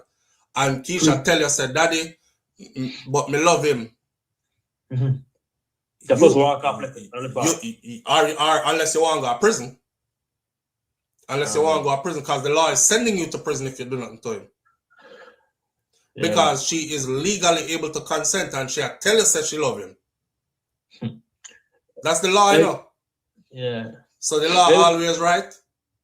No, sir. All right. So your morals sometimes dictate over law to me. Yeah. So this is a case where I wouldn't even listen to the law. So even if me see a man today, bro, and him say, me say, yo, dog, me and you in our 40s. That girl there when me see you with a hug up and rub up and, well, how old she is? Because she look like a picnic to me. If that brother there says she has 16, me cut. Yeah. Me cut God. I make him know. Me now come back around you because you are a pedophile. And he must say what? What am I going to say to me? He must say, SouFLo, easy yourself, man. The law says she can't consent. She legal. Me I go say no, my morals say she not legal. She want baby. Yeah, because the same law used to say 14 was legal. The same law, you know, used to say 14 was legal. So no. So what you know, your friend, I mean, your friend not moral. You can't get your friend around you. Because it seems if you have a wife, you have to pre your wife to you have no standard about it. No, my pre-me little daughter them. My pre-me little picnic them. Yeah. Even worse. Jano. Yeah. So from that something quickly. Yeah. Why people don't love peace? Why what? Why bounty and accent love peace? But why you can't just make peace reign and try to make some money and go further in life and try to beat each other? Well, I don't know who bounty did that beat down, you know, in his defense. I know he said some stuff. Cartel, man. My beat on Cartel. He said some stuff, some inflammatory stuff, but Cartel hasn't responded to any of it. And people take it up on them head run gone with it, gone create scene. I said the same thing though. I said, obviously there's something wrong between the two of them and the relationship is not as good as we thought it was. But then we work it out and me not jumping at them business because me learn from Cartel and Mavado relationship, not jumping at them business because the whole time we there talk about Gaza and others I said Gully and Ray and Mr. Cartel come out of prison, come talk about my brother this and Mavado standing right next to him, which tells me that when them done make up and you still left out in our call. So I'm in a business with them on that. I think it's a lot of it is for entertainment, bro. And our entertainment, especially the dancehall space, it's quite toxic a lot of the times. It's like the artist can be super talented, but the artist can't go anywhere unless drama is attached to the artist's name. It's just something that goes with the genre. Yeah, you're right. Right. My feel said the artists, they're my role model for people who look to them like, you know, because if there's fans that look upon them and them argue, I see them so in the real world, the fan make feel like I said them can't get along with them fellow Jamaican. Because he hear we got this summer possibility, and he said, okay. So you know what I mean? They must have stopped bad example because if people no. Here, one comment I saw, Nans. Toxicity sells. Toxicity sells, brother. Me say people from Africa and Europe in the argument, in the Jamaican argument, and you can tell when a Jamaican is arguing, because them are typing a straight patois, and them can speak it and spell it accordingly. And me say people from Africa and Europe jump in with the toxicity to them tech side to them do everything to, so you might think it would turn them off. It doesn't. It invites them in even more and excites them even more. I guess toxic people are everywhere. I don't know. Toxicity sells, just like sex sells. You want to sell one car? Put the car in one article, nobody no see. Put a big body girl in a G-string right beside the car and see how much man select the car there front and call up your number. Quick. True, man. There's some people talking about them store through Instagram and thing. They might put some pretty girl up on a picture and they might take a picture of different thing they must say. Right. To catch them, you know? Right. Then the same thing with the music. Yeah. Yeah, attach the toxicity to the music and it goes. Just like how you attach the big body girl and the G-string to anything you sell and it goes. It's a marketing tactic that works. So I'm asking this. Them can't just make music rain. Like, to go studio, write some good music. No, because that's not what the crowd is demanding, bro. Yeah. I know that the crowd, you think the artists them not try, them try. And that's not what the crowd is demanding. The crowd is not, even a lot of the people who say, we're not in the mix up on something that is right where you will find them. They're in it too. Them lie to themselves and say they're not in it. But they're in it too. Me want to hear what I go on to. Once it reach certain level, all me want to hear where I go on to. I'm not really in a mix up on sitting. But once it reach certain level, me want to know what I go on to. You know, tell the truth, after me hear too much toxic to the online, it start paying me. I can't come much after all, I just look past something positive. I'm at that pain, like that stress me out. Yeah, man, but it sells. It sells. But what I so for? You see me there online, they work on me here, man, I talk about you. And I say, what you talk about so close as if you can't make no mistake. Right. When I say you want to be in them here, man, I said, you might talk so the way, like I said. I saw them circle, man, and can't wait to picture them. As we get them circle, so me have to operate out of perfection. I can't be human anymore. And I saw them just circle, you know, and as soon as them see one opportunity, them pitch. But them can't pitch for nothing over here, so bro, because I truly do stand on credibility. I don't have no problem ever saying, hey, I was wrong about this piece of information. Here is the proper information, and here is where I get it from. That's human, and that's what credible humans do. You're not always going to be right, but you must always be able to say, when I was wrong, I was wrong. Yeah. You see? And if me, some man who never watch you from time to time, and how the man talk, and I say, I would have boy so flag I look fine and cause judge you. Say I want you to chat off your mouth. Can man them talk, I say, you want to lose mother's grab something and run to the talk, you know. Why? Yeah. But look at who is saying that though. Yeah. Exactly. That's why I'm not worried. If you look at who is saying it, I'm not worried, bro. So I know. Right. Nobody with any level of intelligence is not classing me as just somebody who does get up and just loose chat every day just so I don't know where my chat about and him just loose with it. It's nobody of intelligence.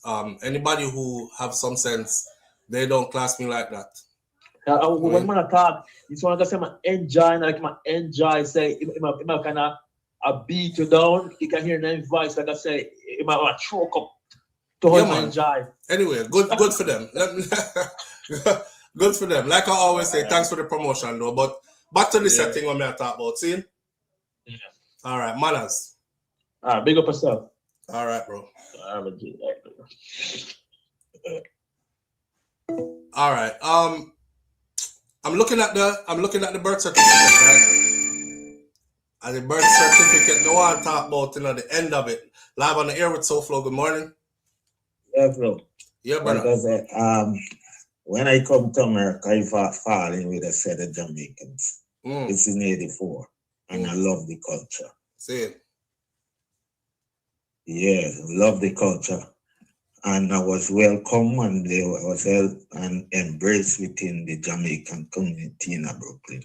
See. Yeah, so, but this whole thing here with this vibe, you know, with artists going up against artists, you know, it's a thing since I know myself within the culture, been happening in Sting, because still, like, you know, they promote to them, once they see the money coming in and out of it, they push the fire more to the artists, because everybody make money. Yeah. You see last year when nobody there for Clash show up on Sting, what he did is postpone it. Right. Because everybody got to Sting for see the Clash. Most of the time, all the people go there for, you know. Drama. But that's what Sting was built on, though, brother. Sting was built on drama. That's what I just gonna say. Yeah, people used to go Sting for see buckle fling and artists get kicked off a stage and all them something there. That's how me used to wait. I can't wait for the VCS cassette to come out, you know. Yeah.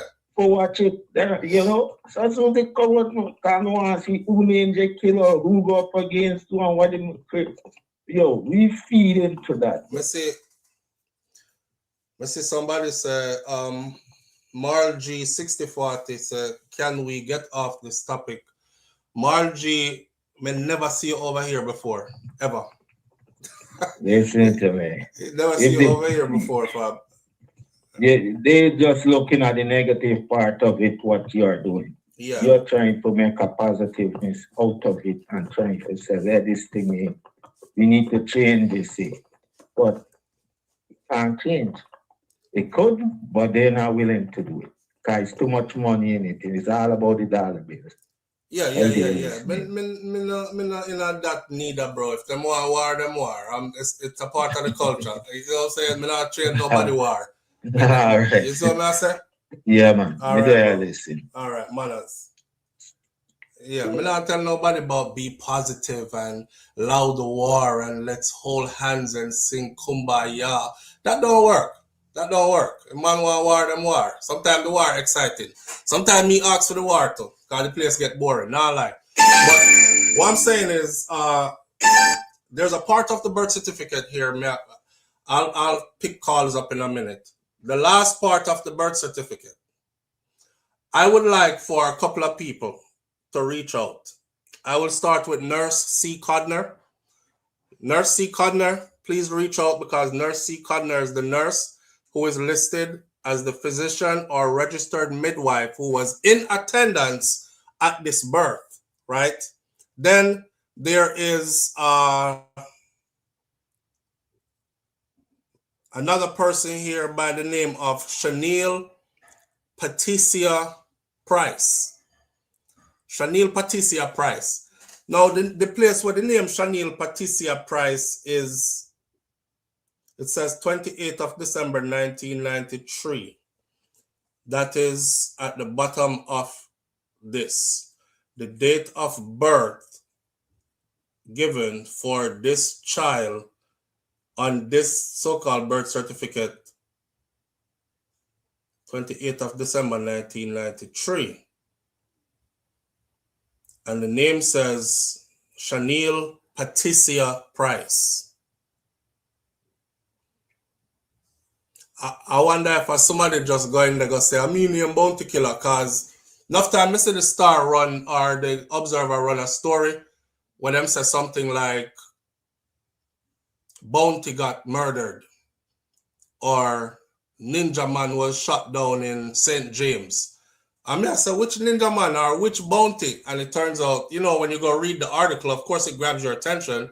When you go read the article, it's like Devon Smith of Old Place Lane, a laborer who goes by the name of Bounty or Bounty Man, oftentimes called Bounty Killer, was shot dead in a confrontation. And you're like, okay, I'm a Bounty Killer. I mean, could it have been that? A whole heap of people call themselves Entertainer Jamaica too, and a whole heap of people have the same name also. That too. I don't know. I don't know. The nurse could come forward and talk. I would like to know who Chanel Patricia Price is. And the date this name was added, the certificate of naming was the 28th of October, 1994. But I like to know who that. C. Russell is the registrar's chief resident officer. So C. Russell, chief resident officer, and nurse C. Codner, the registered midwife in charge. Them two there could have come forward and said, I was there. My name is on the birth certificate, but it never had nothing to do with Bounty Killer, the entertainer, that you know as Bounty Rodney Price Killer today. Until then, there's nothing we can do with this information, really. Nothing. It just there was part today. Yes, fam, a lot of people have that name. A lot of people have that name.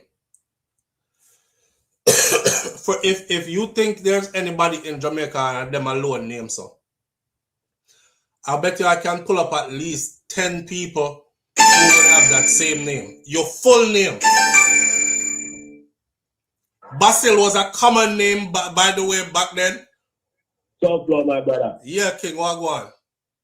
Yeah, where I go on with the Climb up in our building. Talk to him, man. You know what, sir? Let's see, I think I go on and I need that from what here. Mm-hmm. And I can't understand it. I don't know where it come from. You know, when things Jamaican man get so.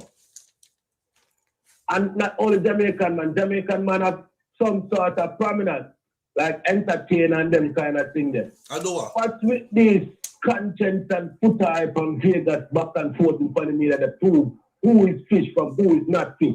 Why are Jamaican man so interested in them the kind of activity there? And the ball saying not straight man. Make it make sense. You know why I know so them watch me though? Because I watched Conscience this morning say exactly what I've said before. My audience were right in front of me right now, right? Didn't y'all hear me say? You never hear me say when people say something to you like them say the sky blue, and the first thing come out of your mind, out of your mouth is, yeah, Batty boy. That's because Batty is on your mind all the time. Because there's no way you can say stuff without it processing through your thoughts first. No matter if you say it fast, it went through your thought first. Words are not formed in your mouth. They're formed in your consciousness. They're formed in your brain.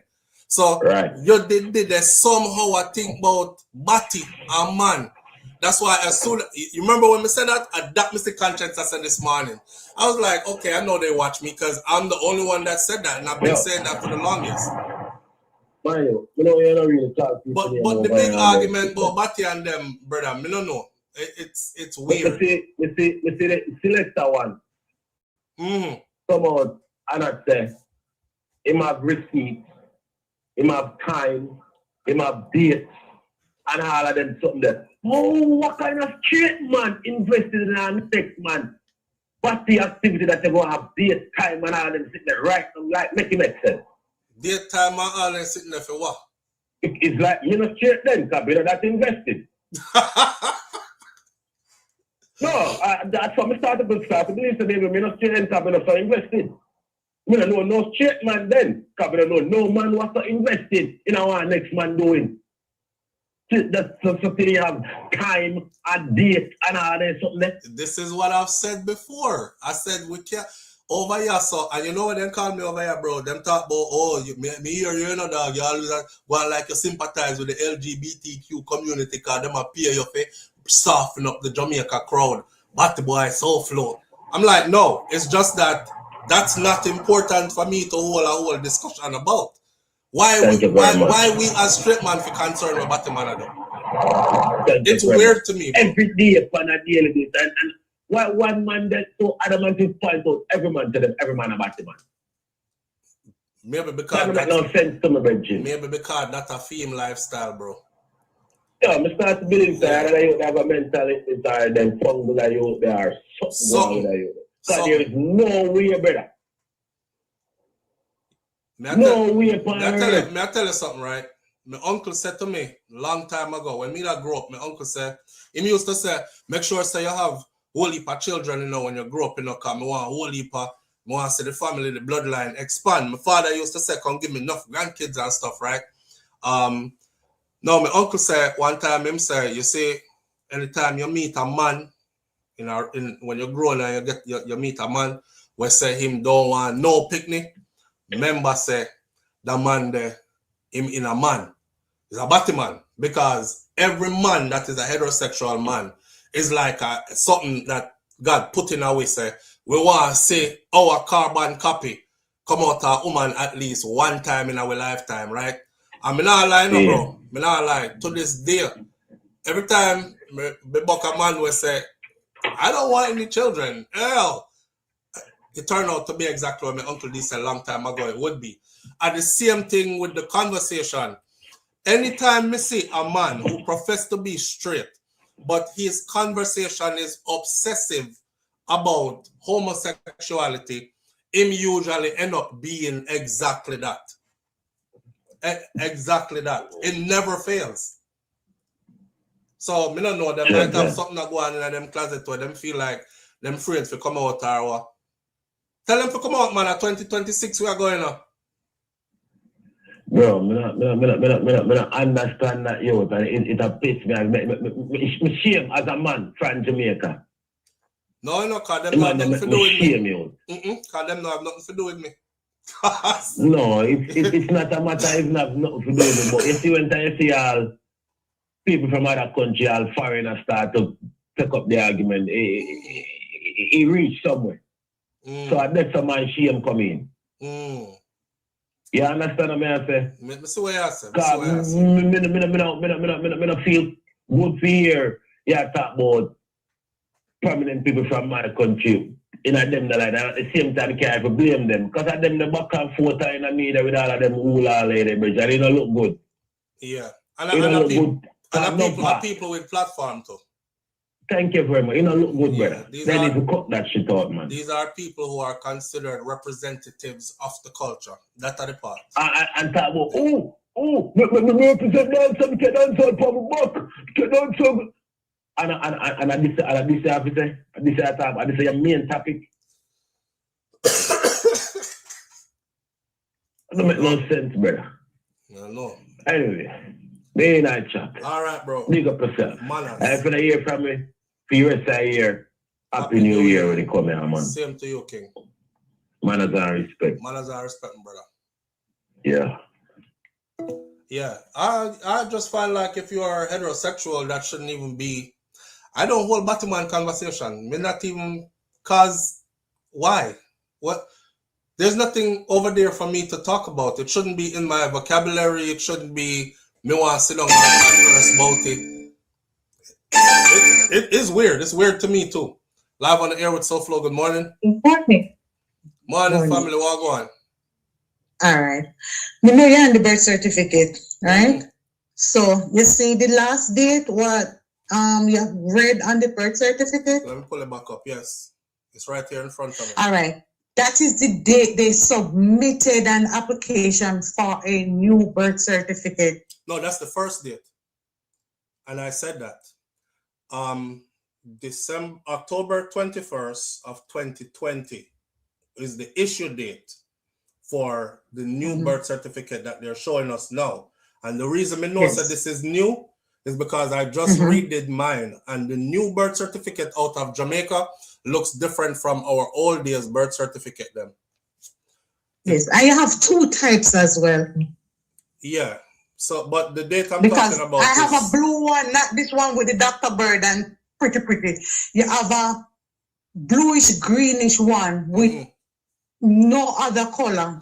I was worried that they sent something, come give me that nobody's going to identify. They said, no, this is authentic as well, because like they were out of papers for that one. Let's see something else in the fine print at the bottom of this birth certificate. It says in line 9 through 12 was added at the bottom of the birth certificate. It says amendment. And it says lines 9 through 12 was added on the 12th of November 2002. Lines 9 through 12, you see, is name and surname, and it says Rodney Basil Price. Age at time of birth, 21 years. Occupation, entertainer, and birth of place, Kingston. That's line 9 through 12. That was added as an amendment to this in 2002.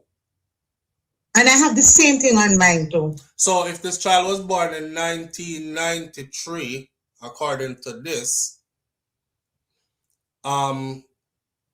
somebody added Rodney Basil Price to this in 2002. What I want to ask you, can I share my screen with you and show you something on my child's birth certificate? Go on now. All right, but you're going to have to go on video with me, okay? Yeah. All right. Yeah. I saw that on the birth certificate. So yeah.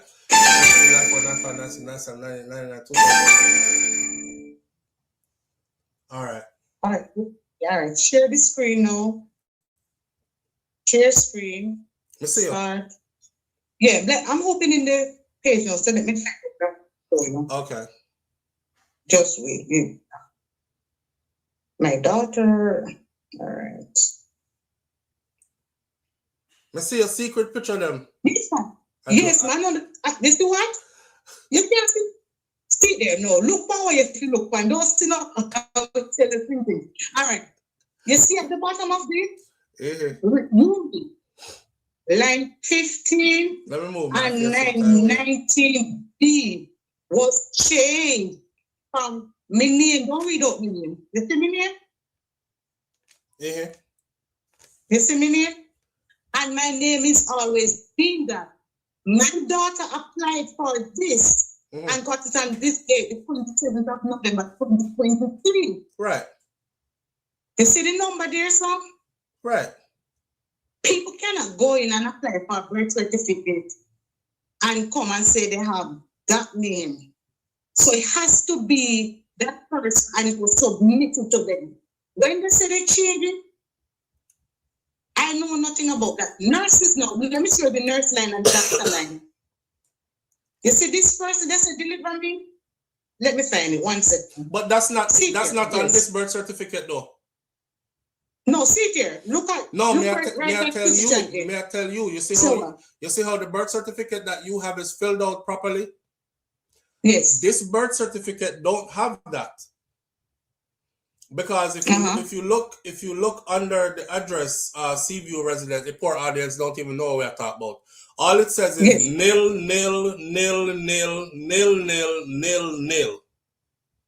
Them not put no information in there. When they see even the nurse name what you're calling question, so she must come to the front. And mine here where you stay, physician or registered nurse, and they said Dr. Watson delivered me. I don't know who is Dr. Watson. I remember the nurse who started my delivery, but they left. So they just maybe choose a random name from the department, not the health department, but who's in that department as a work in that specific area. So what y'all say? So what your point you're trying to make? The point is that she may not even know that nurse, but that nurse may not necessarily not anything to do with her, but maybe the head of the department to put her name on it. So it can be true, it can be false. But not that we say all the time. Huh? Not that we say all the time. Yeah, but I rather want to still believe that the birth certificate is authentic as well. So what? I want to believe that it is real, it is good, it is a real birth certificate. This one that I have right here? Yes, because my first one, they banned here long, nil, right up, and many of them as well. And so with my children, because I don't want to see, that's the thing with me though. I don't want to believe that. I want to know. You want to know? Yeah, But I don't I want to have believe people nothing. who Because when want you believe that stuff, time, you will and believe listen stuff when when I you go so. and give them father's name. Oh, hear what I say, no? Hear what I say? When you believe stuff, you will believe stuff that don't go so. I don't want to believe nothing. I want to know. Yeah. It's not the knowing, you know. I'm not saying loophole is in everything, but me say me can tell the fact. Show me the seal. Show me the seal for your birth certificate. All right. This is one. This is me young who was 16 years old. The seal? Yeah, let me see seal. That are the seal. Hold on there. Somebody cut off your. Let me open this back up. I think the share screen only go for a while, you know. Yeah, it's gone. Wait, let me go back and share. Is there seal at the top of the birth certificate to the left hand, right hand side? Yes. No, left hand side. I think because why I have this just business purposes I have this one. It's on the left hand side, that's what I'm saying. Yes, it's on the left hand side, my left hand side, that's what I'm saying. Why? Yeah, the screen sharing it. So all right, bye-bye. All right. Later. I saw. Well, can we move to the next topic, Nans? Yes, Nans, let's move to the next topic. Let me end this topic by saying this. I have the birth certificate. I will definitely be making a couple of phone calls just to dig up who is who, because there are names on here. So whatever I'm told, then I'll go off of that. If this person is still available, still employed there, and the person can verify or the person cannot say. Other than that, there's nothing we can really do about this right now. So, right? So we're moving along, right along with it. On to our next topic. Our next topic is the most gruesome and the biggest mystery. So the most gruesome story for this year, coming out of Jamaica, we're at the end of the year. We're not celebrating that it's the most gruesome. We're rehashing that it was a gruesome story. The most gruesome story for this year was a Daddy Don't Touch Me There situation that happened in my part of Jamaica. That was the most gruesome. We're talking about a story where the father's name was Lawrence Sargent and the daughter's name was Shantina Sargent, a Christiana high school student who, I told y'all, Baileystown she live. Me, which part, me can't walk. Matter of fact, I used to walk past, we have to walk past there in order to go to school. So I right round the corner from, I miss around the corner, I mean right round the corner, walking distance. Easy walking distance to like 5 minutes, 10 minutes walk into Baileystown from which part me come from. So that one here did hit kind of hard, right? This was a situation where the father took a liking to his daughter that was a nasty, unhealthy liking, right? Lawrence Sargent, a 46-year-old man from Manchester. He has now been arrested and charged after he had went on the run for what he did to his 13-year-old daughter, Shantina Sargent, whose charred remains were found behind the family home in a burnt-out refrigerator. Remember, one of the people them from the community, an older man, say, me see him with the fridge pan him back, you know. I me ask him where am I go with the fridge, but me that joke with him. I me ask him where am I go with the fridge, and he say him that carry the fridge go to Christiana, which is the town for us. He might carry the fridge go to Christiana, go fix it, go get it fixed.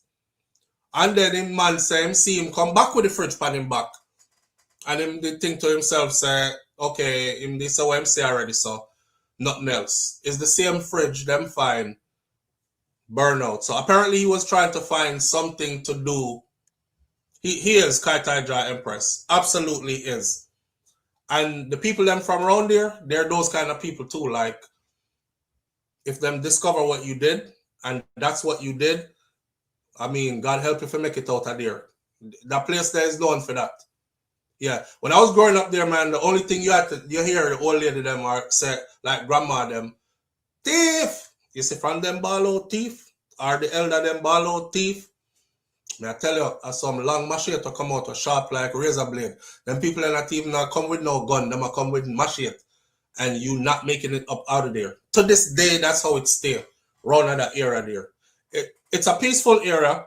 I'm not trying to paint it to be no bad man era, because it's not no bad man era. It's a farming community full of peaceful people, but it's a set of people where most times we know who is around there. And if we don't know who did it, we can definitely go next door. We say, Auntie June, who the youth there in the purple car will keep on and drive up and down out there, so or who does, and they'll tell you. Them kind of community there still exists to this day. Him escaped the jungle justice there. Anyway, his daughter was his victim. I remember what the stepmother said as the story unraveled. This y'all can use, people, as an eye-opener, as a reminder.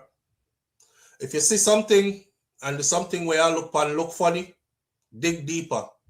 Don't just say, it looks so, but I don't really think so. The stepmother was living with the father, with Lawrence. And him and him woman are living up, and them have picnic together, you know. And then something happened with the little girl mother, where it is said that she was being abused by her mom, and she was sent to go live with her father. Well, the story goes that the father take a liking to her, like him want him daughter to be him woman. So he started having relations with her. The stepmother said that's why she left. Because she did that with him for a couple of years. Them have them own picnic together. Is a man who used to beat her or all these things, but that never make her left when she get her beaten. The beating combined with what she saw, like how he was behaving inappropriately to his daughter, it made her say, you know what? Me no want there, so no more. And she took the child that they had together and left. Now, based on that, the young girl was now left alone with her daddy, who wanted to be her man. You know why I'm killing daughter? The stepmother come talk again. The stepmother said, because everybody was like, you're a workless woman, how come you never report that to police? And she says, I did. I reported it to the police multiple times. The police tell me, so if you go get the little girl car, come here. And we said the police failed her because they should have went to the house because the little girl was scared to go to the police. The stepmother said she asked her multiple times. She said, even the last time she see her, she said, may I go up at police station? I did up at police station earlier. I report the situation to them. And I want you come back up there with me later. And she said she not go. She don't want to go to no police station. The little girl was in fear. She was in fear that the police wouldn't do anything. Her father would realize that she had reported him to the police and would probably end up killing her. Which, exactly what happened then. Stepmother said, as he was running and police look for him, turn himself in, him hide, him call her, him say he want to talk to their little son that they have together. She said to him, you know, so them a look for you. Him say, yeah, but me not turn in myself because me not have nobody to come bail me out. She said, wow. And she asked him, what happened? Like, what happened? He actually said, him open her phone and him say, boy in there. Him open her phone, you know, and him say, boy in there. And that's how the beating comments and whatever else he did to her on that bed, because he had to burn the bed. The man carried the bed, go out the door, go burn it, you know, and burn the refrigerator too, you know. A real woman would have taken a child, me and you, would have to fight for that child.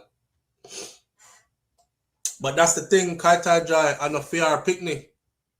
And you can't really fight a man, or you can't fight the parent of a child for their child. You know? Imagine that little girl. If the little girl probably witnessed her father box up her stepmother already. So me already know say you can't save me. Because if him can box you up like that all the time, you can't save me. I know you talk about come and go with me. Go with you so him can't find me and kill me. You can't even protect yourself. You got to understand, right, from a 13-year-old point of view, she didn't have anybody she could trust. She never have anybody she could trust. She never have anybody who she thought could actually really protect her. Yes, him jealous over him daughter because him daughter have boy in her phone. Didn't want her to have talked to no other little boy. Crazy.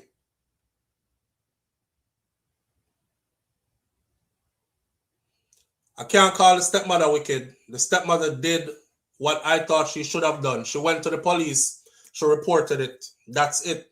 There's nothing more she can do after that. I hate that fair. The police should have took it up. They didn't. The school said that Shantina, she would come to school and then she wouldn't come. She would have come for one day, she would have leave early. She would have come for the next day, then them don't see her for 2 days in a row. Then she show up again. And this is a student who used to be at school all the time, but ever since she went to go live with her father, she started coming to school every now and then, kind of thing. And they noticed that, you know, plus even our friends them talk. When our friend them said, she told her that things are going in our house where she shame off, and she tell the friends that she now put her business out the road and she can tell her. And she tell the stepmother, said basically, she said she fear for her life. She feared her father bad. So he had her under certain kind of fear. He had her under certain kind of fear. Her burnt and partially decomposed body was discovered 4 days later after she was reported missing. They found her in a burnt out refrigerator behind her house in Baileyston on the Manchester-Clarendon border. Remember me telling you, say, which part me come from is right on the border of Clarendon and Manchester? Right.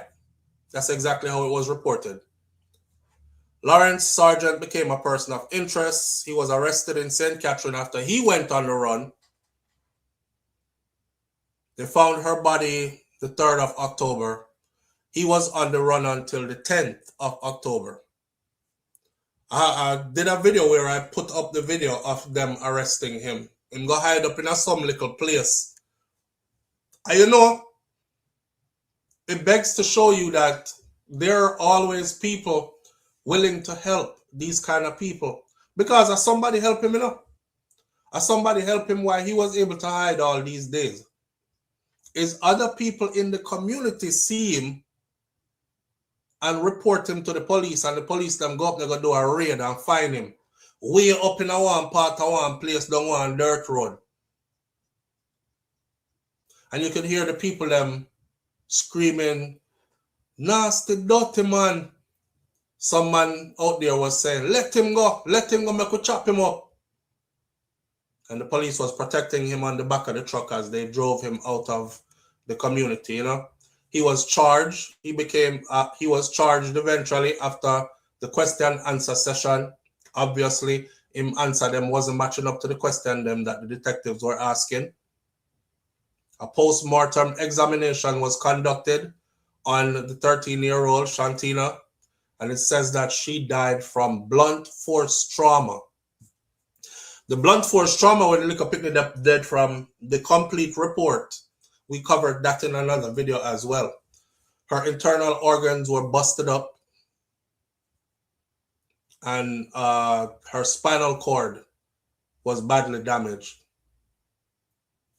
You know, That's crazy. That's crazy to be able to do that to your own. First of all, to be wanting to go to bed with your own child is like, that's a different level of sick. But I realize that this is a common story in our, I don't want to say in our culture per se, but coming out of our country. This is a common story coming out of our country. Mistress B says, also understand SouFLo's point of view. She could tell everyone, we have to understand the thought process of these communities, not advanced, even in 2025. Them not wrapped to unalive people. Yep, you know what I have to come up here, so come see what I talk about. Them place here, beautiful and nice, quiet, full of greenery. Don't come up here, come ramping at them place, and I tell you, say you're not come out. You're not coming out from Silent Hill all the way back down. Them people there don't play like that. So, you know, you have to put things in perspective. You know, what I said, let's put the Ross blames where the damn blame belong. It belonged to the stepmom, who was also a victim. She did what was right. The Pupa and JCF helped to fail the minor victim. Very sad and disgusting. That's where I said the blame is. That's where I said the blame is. The stepmom herself was a victim. The stepmom herself had to run for her life. She ran to the police. She, remember, you know, she stayed all the years when she had get beaten, she stayed, you know. So the beating wasn't enough to make her leave. Probably one of them women there where I said, boy, I told him I love him, you know. Hopefully he will change one day and things will work out. But when her stepdaughter moved in and she saw what she saw, that's when she said, nope, not living with this. Me can't live with the beating and everything else. Me not live with that. Something off. And she said she eventually confronted Shantina, the 13-year-old girl, and asked her what she was suspicious of. What going on with you and your father, kind of thing, you know? Because me I see something when I look right, and the little girl confirmed that that is exactly what was happening. She said she went to the police station. She got a police station, and the police them lazy. Is the police them lazy and didn't do their job. But bigger than that though, this is something that is just too common in a few way that's coming out of Jamaica. I hear these stories all the time. Just the other day, we were hearing stories from people who were calling in. My father did this to me. My father did that to me. I'm like, damn. You know, I would have think that this was a one-off thing. You hear that, and you're not going to hear it again for another decade or so. But this look like a regular rotted sitting. So I want to ask the man them this. How could you harbor any kind of feelings for your child?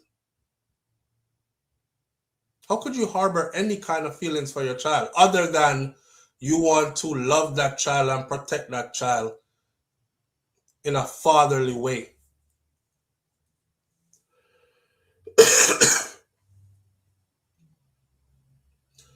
Stepfather, we hear a lot of those. We hear a lot of those. That's why if you don't hear me talk about stepfather before, you don't hear me say stuff like, God bless the stepfather them when don't try that. Because most of them do try it. I remember, you know, growing up in Jamaica, I hear stepfather say stuff like, after enough of my blood. After enough of my blood. That means I get them I get ready, you know. If you can't that the poor picnic there in a house one day, but after enough of my blood. So I expect that from most step parents. But your father though, your biological father though, that's a different kind of scarring. You know, a victim might be able to rationalize the sick part is that was my mom's man, you know, but he wasn't my dad. But how do they rationalize that was my father? That's my daddy. That's the guy I grew up saying, Daddy, I love you, Daddy.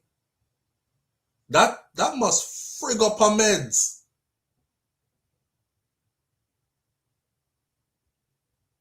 That must frig up her meds. Seaside Diva say, and men still breed them woman to make them single mother. Nobody no breed no woman to make them no single. Well, I don't know, but I don't want to start on that topic this morning because that's going to take we too long and we don't have too long. Matter of fact, Seaside Vibe, I was actually going to talk about how women make themselves into single moms. There's a lot of women out here make themselves a single mother. Nobody go around and blame man about man make woman a single mother. There's a whole heap of women out here purposely choose to be single mothers and the man never do nothing. You know when you little and you grow up and big man tell you say, you will see, you will soon see, you are a boy, you are growing into a man. One day you will see.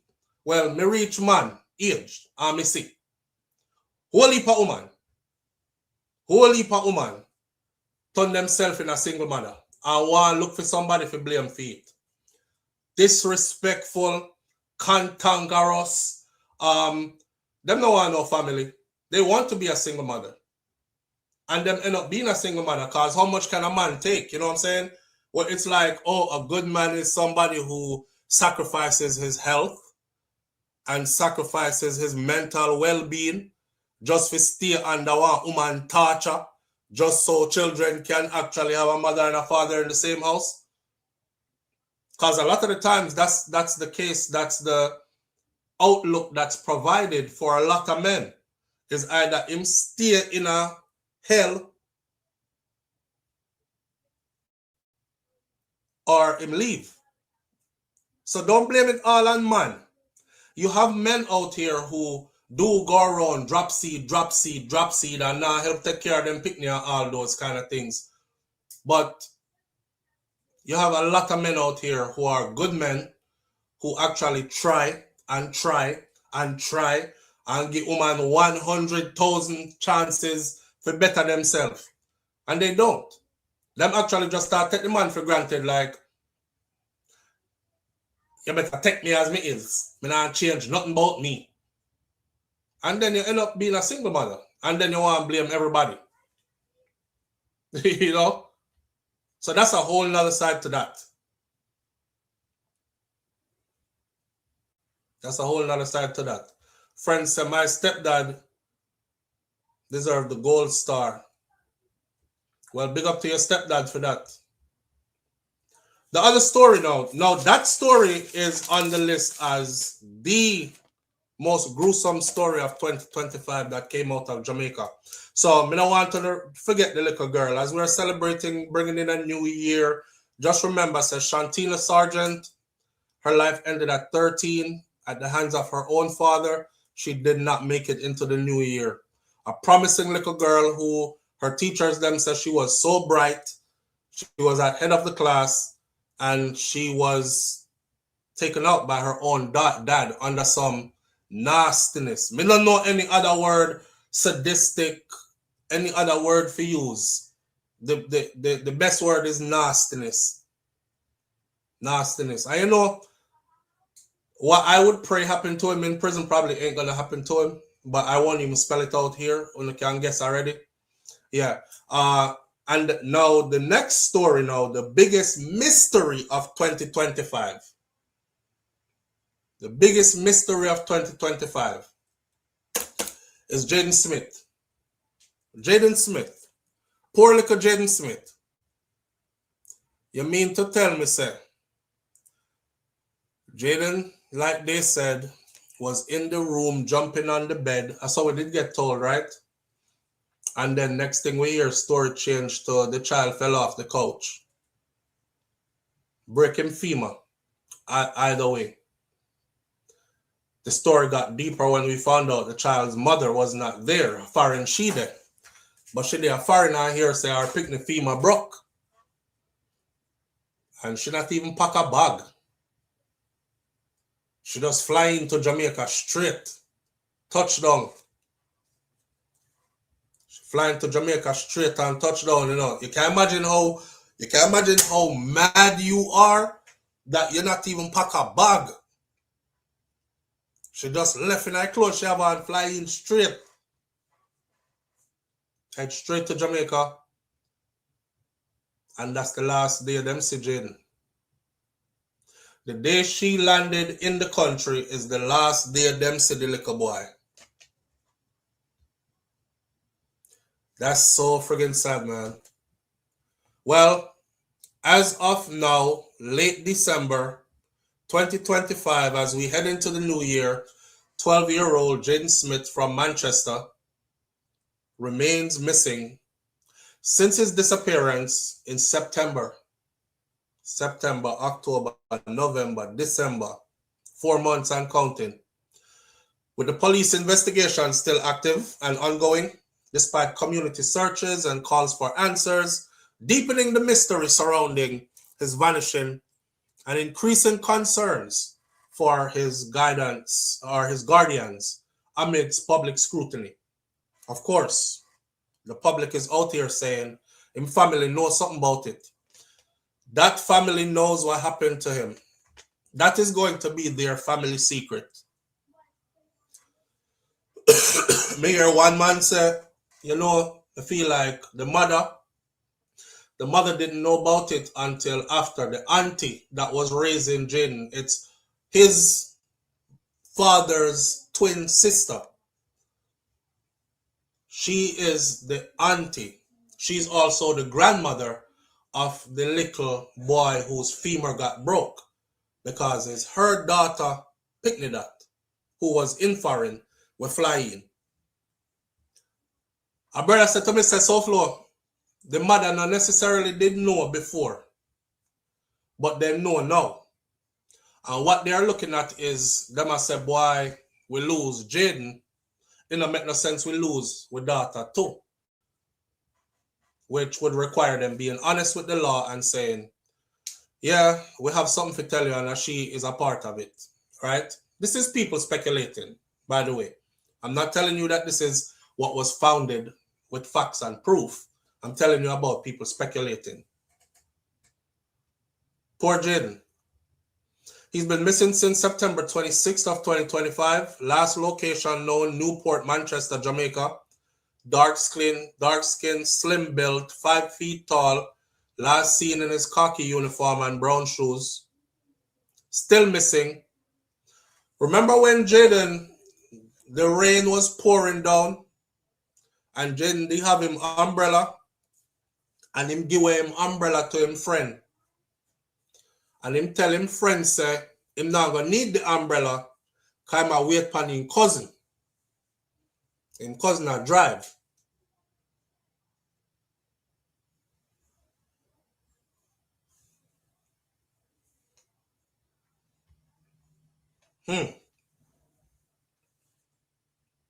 Poor little youth gone missing. Intense police search, firefighters search, residents have gathered with to join in these searches they've done periodically. The Manchester Police remains active with the head of division, Superintendent Carrie Duncan, stating efforts are still alive and well, trying to locate Jaden or get some information about his whereabouts, and the police have visited the school to reassure the community that they're still on it. As of now, December 29th, 2025, the police confirmed that the investigation is still ongoing, but they have no new leads. They have no new leads in the case, with reports indicating lack of clues. Lack of clues simply means they don't have a clue what go on. They've exhausted all options.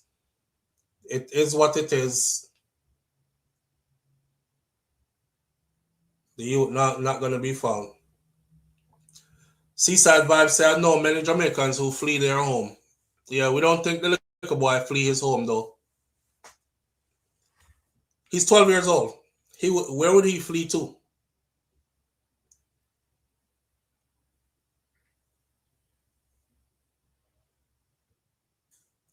When say principal said Denise, the principal said Jaden have survival skills. Like him as some Navy SEAL. I don't trust the principal. I watched the principal do an interview. And let me tell the principal, forgive me now if my perception of him was wrong. We have about 15 minutes left on this live and then we have to end the live. I watched the principal do an interview. And the principal basically said, his demeanor to me was like, he's trying to help to, like he might try and help divert attention away from the family over to somewhere else. Yes, man, we see him. We see him. One of my staff members, very trusted staff member, told me that she saw him up here on the road. And I believe her. You know, it's like she's somebody who see him every day. So she knows she's not going to be mistaken about his identity. She said she see him. I believe her. And she said if she did have a couple more guys out here, older boys, them would have hold him. But she see him and she call out him name and him take off in the bush. Something up with that. Kill me dead, she never see Jaden. Me still try to figure out the relationship between which, first of all, which school teacher tell him that. Either nobody never tell him so, and he might try a thing for the family, or the person that told him so is cool with the family and trying to divert attention for them. That's the first thing I thought. First thing we think. But you know, I don't think they'll find him. I absolutely think Jaden is dead. His mother did an interview. I think Peter Bunting went to go see his mother, the politician Peter Bunting. And his mother was crying, you know when Jamaican mother them crying them, oh, and them hold them belly. And she said, me feel it in my womb. And I saw a lot of people that talk about, oh, wicked girl, you sure say I know you kidnap a picnic and kill him because I never want to have nothing to do with you. I said, no man. The woman feel it in her belly because I fear her picnic. I fear her picnic as she carry him, as she give birth to him,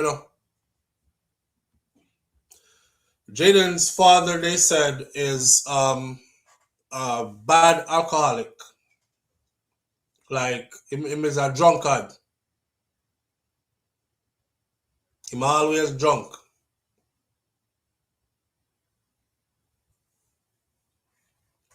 I'm always drunk. So the state had actually stepped in and wanted to take Jaden into their custody. And the father's sister, who is his twin sister, she said, no, I'm a twin brother, picnic. I don't want him going on no state custody. Bring him can come with me. And that's how he ended up living with who he was living with.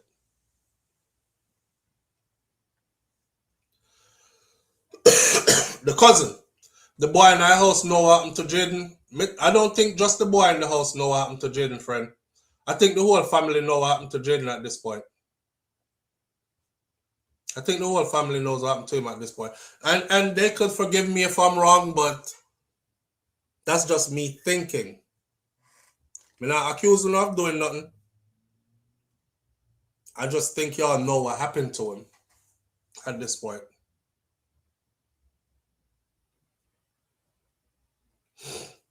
I never saw that. Katadra Empress said there was a photo showing that Jaden was abused regularly. I never saw that photo. I never saw that photo. Well, you can't stop people from breed. They say the people that breed the most are usually the poorest people from the worst conditions. It's like an extracurricular activity. It's like something for do.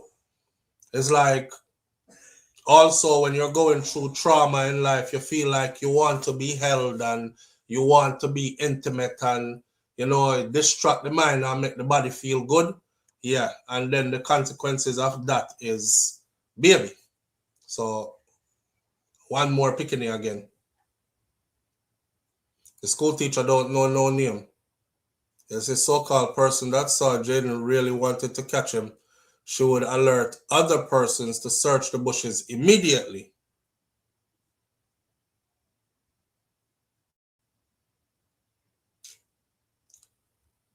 Boy. But we're ending the year 2025 knowing that Jaden also did not make it. There's another story here which we have 15 minutes to cover, which we have to get into right now. When I first saw this story, I brought it to SouFLoTV and I was asking my audience, please go to the GoFundMe and leave $1, whatever you can leave to help her, right? Because the story at the time said that Everine Morris she was in a race against time as she battled a rare form of cancer that has ravaged portions of her face and threatening both her health and her appearance. If you look at my icon this morning for this video, may I tell you, everybody have them little piece of thing where them are going to get from this life, yeah. See? And some people who feel like they are untouchable, and I wake up every day and live life good, or the best you can, things like these. When I put that lady before and after picture together, which I did, and I have the red arrow on the icon for this video this morning, can you imagine the changes she went through? Well, honestly, man, she looked like she was suffering badly. So, shout out to all the people who gave something while she was trying to fight for her life because she needed money to travel to go get this thing taken care of. Well, latest news is holiday heartbreak. The cop who was bravely battling sinus cancer passed away on Christmas Eve. So while many families across the island were indulging in food and drinks and music and having fun on Christmas Eve, 24-year-old Renesia Raymond was breaking down after receiving the call that she had been dreading. She said, I told her I was coming to spend Christmas with her, and then she just passed away. She said of her mother, Detective Corporal Everine Morris, who died on December 24th after a long and painful battle with sinus cancer. A fight that the Star had followed them and we followed them through it since March of 2024, when she appealed for help to travel to Mexico for treatment. She died on the 24th, the day before Christmas.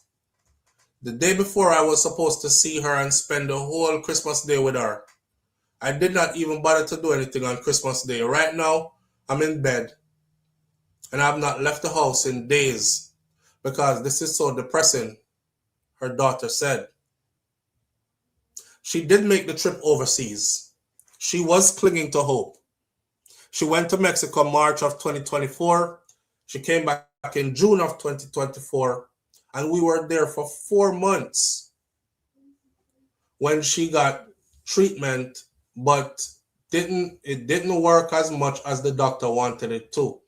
She said she went in March of 2024 and came back in June of 2024. So March, April, May, and June, 4 months.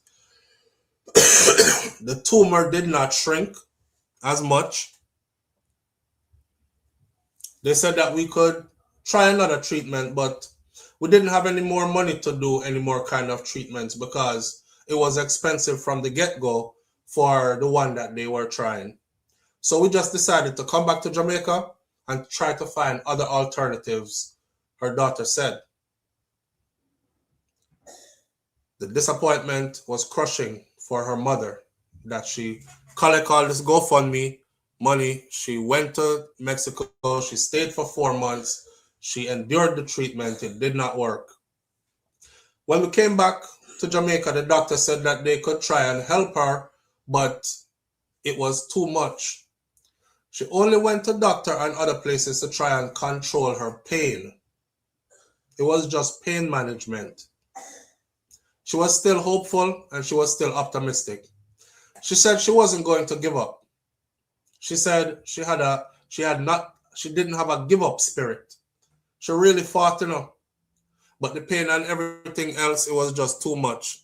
So between November and December of this year, Raymond said that Morris, her mom, was in and out of the hospital as her condition worsened.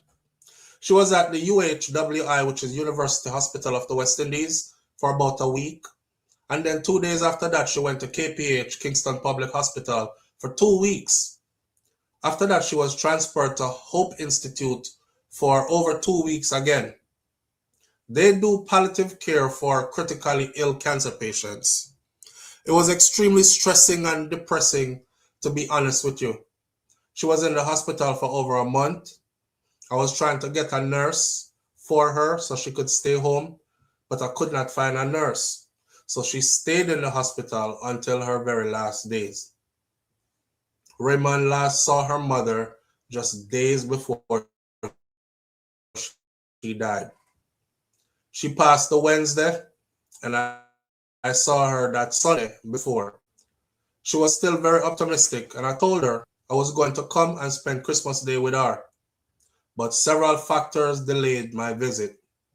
I did not get to go for Christmas Eve because of the traffic with Grand Market and my work, but I was expecting to spend the whole day on Christmas Day with her when I got the call. Now, the plans she once made with hope have turned into preparation she never imagined making so soon as an only child. I'm going to go to the hospital for her death certificate, and then I'm going to try my best to start the funeral arrangements, her daughter said. For Raymond, the season of joy has been replaced with sadness. There's no more Christmas for me. No more Christmas without her. So she lost it. She lost her battle with cancer. Hear me out, man. We're going to end this video like this, right? Look at this lady. And y'all listening to me say this, my words won't ring nothing to you in your consciousness until you look upon the lady. I want you look upon her good. I want you look at what she was before. I want you to look at what she was before, and I want you to look at what she was reduced to before she passed. Look upon her good. And I want you to remember something. I want you to remember that that's life. And that sickness is here for all of us. And one day you're up and you're full of life. Even not take life for granted. Wake up this morning, you're not even pray and say, thank God me wake up healthy. You just wake up and you're going back with your friggery and foolishness or whatever routine you're in. And then you are awakened before you put to sleep. That is an awakening. She was beautiful. She's pretty. Physically pretty. Your prettiness is temporary. Your handsomeness is temporary. You understand? You know, a brother in Miami, I went down for a funeral and realized him lose all of him teeth them. Mr. Tall, dark, and handsome, with the girls, them sugar that used to run mad off him talk like this now. And I was wondering why he was talking like that. And him tell me, say, he not have no teeth in his mouth. And I said to myself, say, you could have put in false teeth in your mouth if that a case. Something wrong with him gum. Can't even put false teeth in your mouth. And you still young. He's still young. You see, when life good, get up and give thanks here. I tell people this all the time. The longer you live, the more likely it won't be good all the time. Because this is life. And things happen. And when you say happen to other people, can very well happen to you too. My auntie say, everybody have them little package where them I go get. You don't know what in your package. Some of we package say Alzheimer's, some say dementia, some say cancer, some say this, some say that. Whatever your package is, whatever your package is. You say I'm a cancer survivor using colostomy bag, and one of my ex-co-workers blackmailed me so persons can look at my belly and laugh. Wow. You know, life is funny. Life is fun. It'll come back. It'll come back. Whoever thought that was funny, that they could laugh at you, it will come back. Trust me. Because that's how the universe works, my friend. All right? When you see people I go through them things, we're going to end the video by saying, don't laugh. Just look on them and say, thank God. I know me. Or I know you yet. All right? Alison Thomas says, I'm a cancer survivor using a colostomy bag, and one of my ex-co-workers blackmailed me so persons can look at my belly and laugh. That's embarrassing. But their punishment is coming too. Trust me. We're going to leave it right there, so. All right? Manners and respect to everybody tuning in. I appreciate you greatly. Big up yourself. I see somebody says, stay longer, SouFLo, because we're there. Can't stay longer, friend. I said it in the beginning of the video this morning. I have things going on, and I have to be there, and this is as long as I can go this morning. But I will make it up to you on another day, all right? Remember, say a whole heap of things are going, so we're going to have a whole heap of short days, even shorter than this. And then I'll make it up to you along the way, all right? My granny, Miss Ruby, said be good. If you can't be good, be careful, but it's best to be good. My grandfather, Mas Cleaver, right next door, right there, so say, I will see you tomorrow. If God spare life. Remember, say you are not God. You can't take tomorrow and come give it to nobody, not even to yourself. No matter how much riches you have or how good your financial situation is, you can't buy tomorrow for yourself or anybody else. You can only hope and pray that you are in the graces of the Most High, that tomorrow is supposed to be yours too. All right? And if so be the case, and God spare life, we'll meet again tomorrow. Right here on Morning Thought. Stay tuned. I'm out. Walk good. Peace.